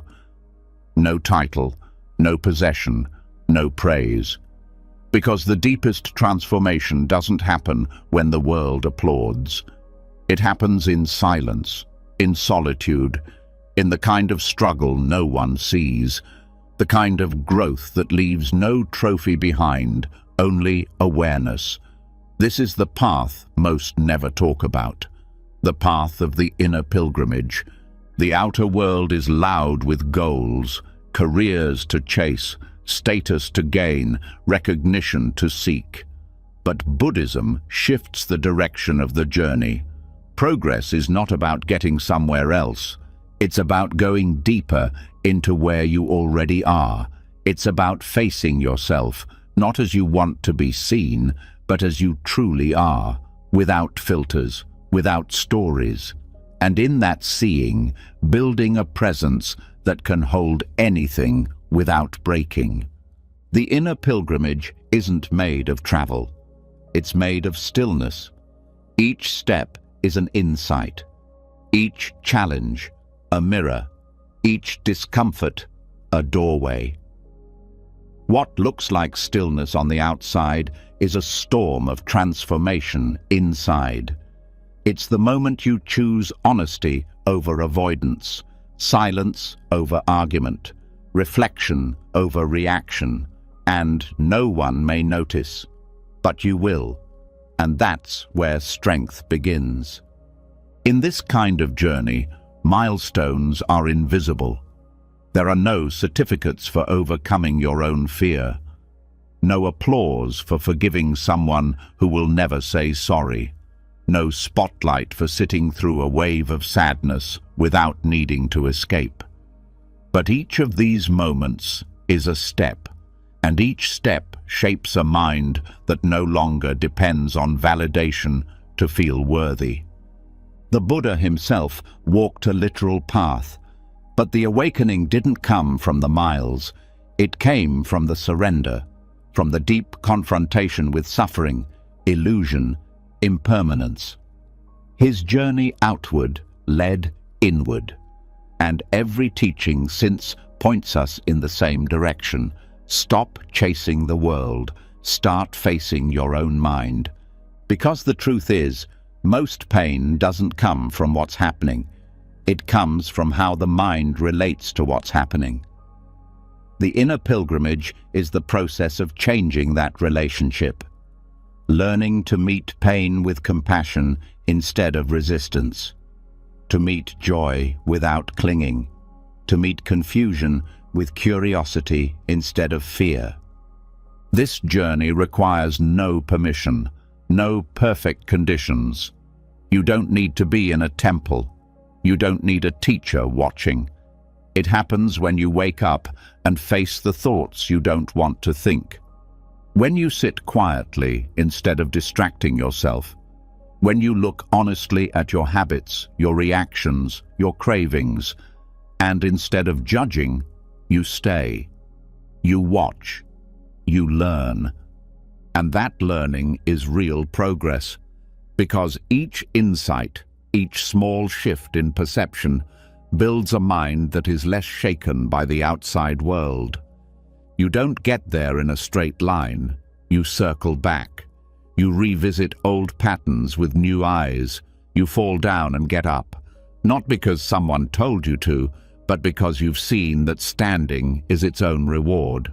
Even your darkest moments become steps on this path, times when everything fell apart, when you were forced to let go, when silence was all that was left. These moments don't set you back. They deepen you.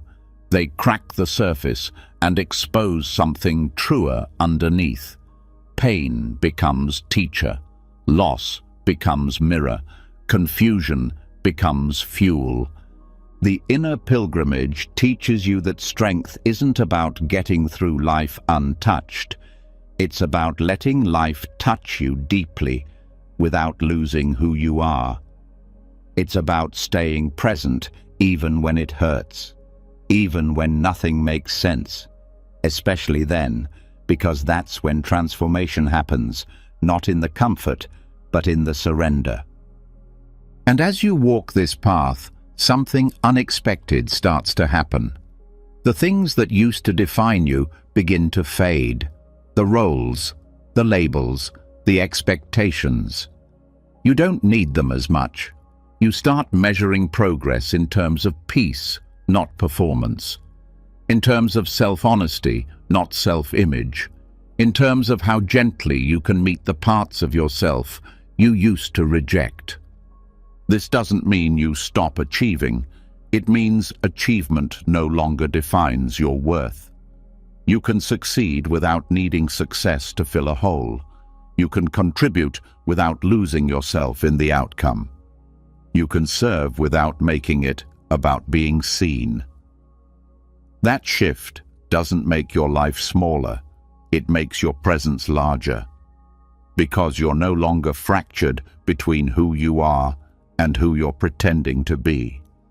The inner pilgrimage also transforms how you relate to others. You stop needing them to act a certain way for you to feel okay. You stop projecting your wounds onto their behavior. You stop expecting people to complete what only your own awareness can hold. Relationships become cleaner, softer, built not on need, but on presence. And when challenges come, and they always will, the mind you've trained through inner journeying won't collapse. It won't panic. It will watch, respond, hold steady. Not because it's above emotion, but because it's practiced staying with emotion without being consumed. That practice becomes your foundation, a kind of groundedness no one can take. Even your inner critic starts to lose its power, not because it disappears, but because you stop believing it. You hear the old voices, but you recognize them as echoes, not truth. You don't fight them. You let them pass. You return to now, again and again, and that returning becomes your strength. This journey also strips away comparison, because when your progress is measured inwardly, you stop comparing your life to others. You stop measuring your timeline against someone else's. You stop needing to match their pace or mirror their path. Your growth becomes intimate, private, sacred, and that makes it real. The inner pilgrimage is also about remembering, not becoming something new, but returning to what was never broken. The part of you that has always known silence, always known stillness, always known how to breathe in the middle of chaos and still feel whole. That part was never lost, only buried, and each step of the inner path uncovers it. And over time, a shift occurs. You stop running toward the next thing. You stop trying to fix every uncomfortable emotion. You stop needing the world to reflect your progress. You become content with the quiet victories, the moment you didn't react, the moment you forgave, the moment you sat in silence instead of scrolling, the moment you caught your breath and chose presence over panic. And this journey never ends. It deepens. With each layer you peel back, another truth waits, another habit softens, another fear reveals itself not as enemy, but as doorway. You walk not to arrive, but to awaken, to meet yourself not just once, but in every moment, fully, clearly, gently. The world may never see how far you've come. There may be no map, no reward, no final destination. But you'll know. You'll feel it in how you breathe, how you listen, how you hold space. For yourself, for others, for the entire mess and beauty of life. And that knowing, that's enough. And after walking the inner path, after shedding the need to prove, to perform, to chase approval, the weight begins to lift. The world still spins, but your steps feel steadier. There's no pressure to arrive, just presence in the walking. But even here, even in this space of stillness, a different kind of shadow waits. It doesn't scream or demand. It whispers, it compares, it turns heads toward others and quietly asks, "Why not me?" This is the subtle grip of measurement, and breaking free from it isn't just about silence, it's about strength.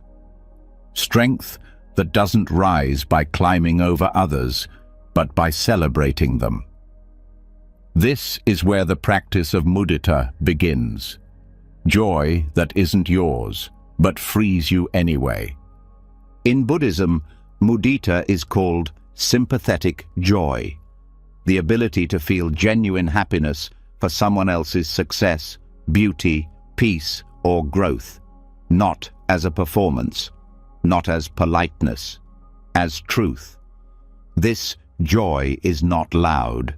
It doesn't announce itself. It smiles inwardly, and in that smile, something radical happens. The engine of comparison starts to shut down. Most minds are conditioned to measure. How much am I doing compared to them? How far have I come? What do I lack that they have? These questions may not be spoken out loud, but they shape the nervous system. They plant dissatisfaction, even in moments of abundance. Comparison tightens the breath. It blinds the eyes. You could have everything you once prayed for and still feel behind if your gaze is always tilted toward someone else. But mudita flips that script. It trains the mind to find joy in the success of others, not because you get something from it, not because it's expected, but because joy is expansive, because celebrating someone else doesn't take away from you, it actually gives back. Every moment of jealousy contracts the heart. Every moment of sympathetic joy opens it. This doesn't mean you pretend. You don't force joy when there's pain. You don't deny your feelings. You include them. But you also investigate them. You ask, why does this person's light dim mine? Why does their joy feel like a threat? And when you sit with that honestly, you see that it never was about them. It was about the internal belief that worth is limited, that success is a race, that love is a spotlight only one person can stand in at a time. But Buddhist practice teaches something different. That value isn't based on ranking, that peace isn't built through competition, that the more you can celebrate others, the more free you become. Because the deeper truth is this: someone else's beauty doesn't erase your own. Someone else's growth doesn't slow yours. Life is not a ladder, it's a field, and there's room to bloom in all directions. The mind might resist this at first. It will say, if they win, I lose. If they're praised, I'm forgotten. These thoughts are habits, not facts, and they come from a scarcity mindset, a belief that love, worth, success are resources that run out. But they don't. The more you give, the more you expand. The more you celebrate, the more you soften. Practicing mudita begins with awareness. You notice the spark of jealousy. You don't judge it, you sit with it, and then you breathe into it. You ask, can I soften here? Can I feel happy for them, even a little, even if part of me still aches? That honesty is the doorway, because the point is not perfection, it's transformation. And when you practice mudita consistently, something else happens. You stop keeping score. You stop counting likes, comparing milestones, measuring timelines. Your worth detaches from numbers, from roles, from expectations. It roots into presence, into action, into who you are when no one's watching. This is how quiet confidence is built, not the kind that needs applause, the kind that sits in a room full of successful people and feels no need to shrink or compete, the kind that says, I'm glad for you, and means it. Because your peace isn't threatened by someone else's light. In fact, their light helps you see more clearly. This shift also changes relationships. When you stop comparing, you start connecting. You listen better. You speak with less performance. You love without trying to outshine. And in that simplicity, people feel safer. Walls drop. Egos soften. Conversations deepen. Because the energy of measurement has left the room. And this practice doesn't just apply to peers, it applies to everyone. The person who seems ahead, the one who got what you wanted, even the stranger living the life you dream of. When mudita is alive, their joy becomes a reminder, not a threat, a reflection of what's possible, not a mirror of your lack. This doesn't mean you stop striving. It means you strive from wholeness. You still work, still grow, still pursue your vision, but not to catch up, not to prove. You move because it's your path, not because someone else has made you feel behind. That change in motive is subtle, but it transforms the experience of progress. You start waking up with less tension. You stop questioning your pace. You begin to trust that your story has its own rhythm, that your timing doesn't have to match theirs, that you can move slow and still arrive, that you can celebrate someone's leap while taking your own quiet step. And this shift also builds protection, because the world will keep feeding comparison, social media, gossip, competition. But when you've trained in mudita, those triggers don't stick the same way. You scroll, and instead of tension, you feel joy. You hear someone's good news, and your heart opens instead of tightens. That's not weakness. That's power. The kind of power that doesn't need to be loud to be real. And over time, this joy for others starts to reflect inward. You stop comparing yourself to old versions of you. You stop punishing yourself for not being further along. You begin to trust the unfolding. Not because it's perfect, but because it's yours. You stop needing to borrow someone else's journey to validate your own. This is the fruit of mudita.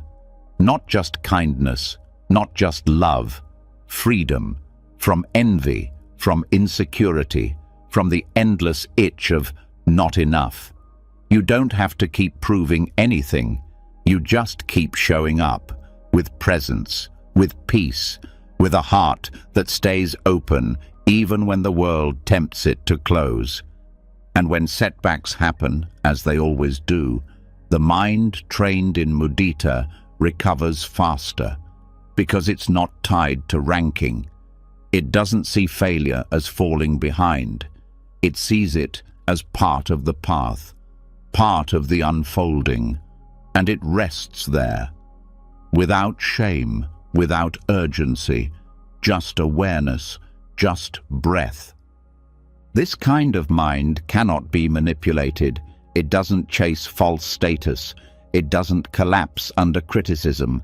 It stands, not on a pedestal, but on groundedness, on the deep knowing that value is not a trophy. It's your ability to live in alignment with truth, with care, with presence. So when others shine, let them. When others win, cheer for them. When others grow, grow with them. Not as competition, as companions. There is no race.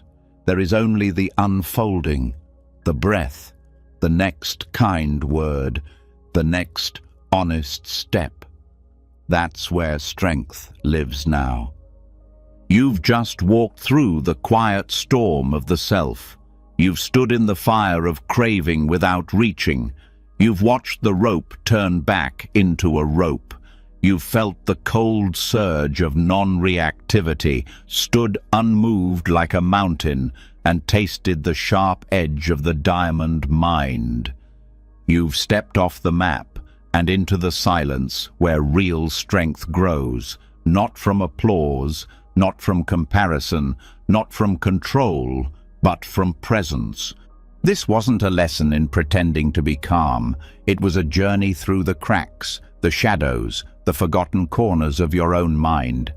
You've learned that gentleness is not weakness, it's resilience without sharp edges. That surrender isn't giving up, it's giving space. That simplicity isn't less, it's power refined. That silence doesn't mean absence, it means control that doesn't shout. That strength isn't something to show, it's something you become. Now the noise of the world may return, the chaos, the pressure, the comparisons. But something inside you has changed. You'll feel it when someone tests your patience and you breathe instead of break. You'll feel it when jealousy knocks and you open the door with joy. You'll feel it when things fall apart and you remain seated in the middle of it all, grounded, still, present. That is inner strength. Not built in the gym, not built in the spotlight, built in the unseen hours, built in stillness, built in surrender, built in the way you choose to meet this very moment and the next.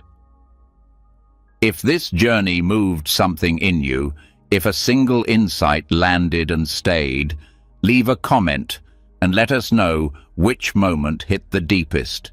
Your words might help someone else wake up too. And if you want to keep building this kind of strength, real, quiet, unshakable strength, subscribe to the channel and hit the bell. There's more waiting, and we'll walk it together. Sleep well, grow strong, and stay soft where it counts.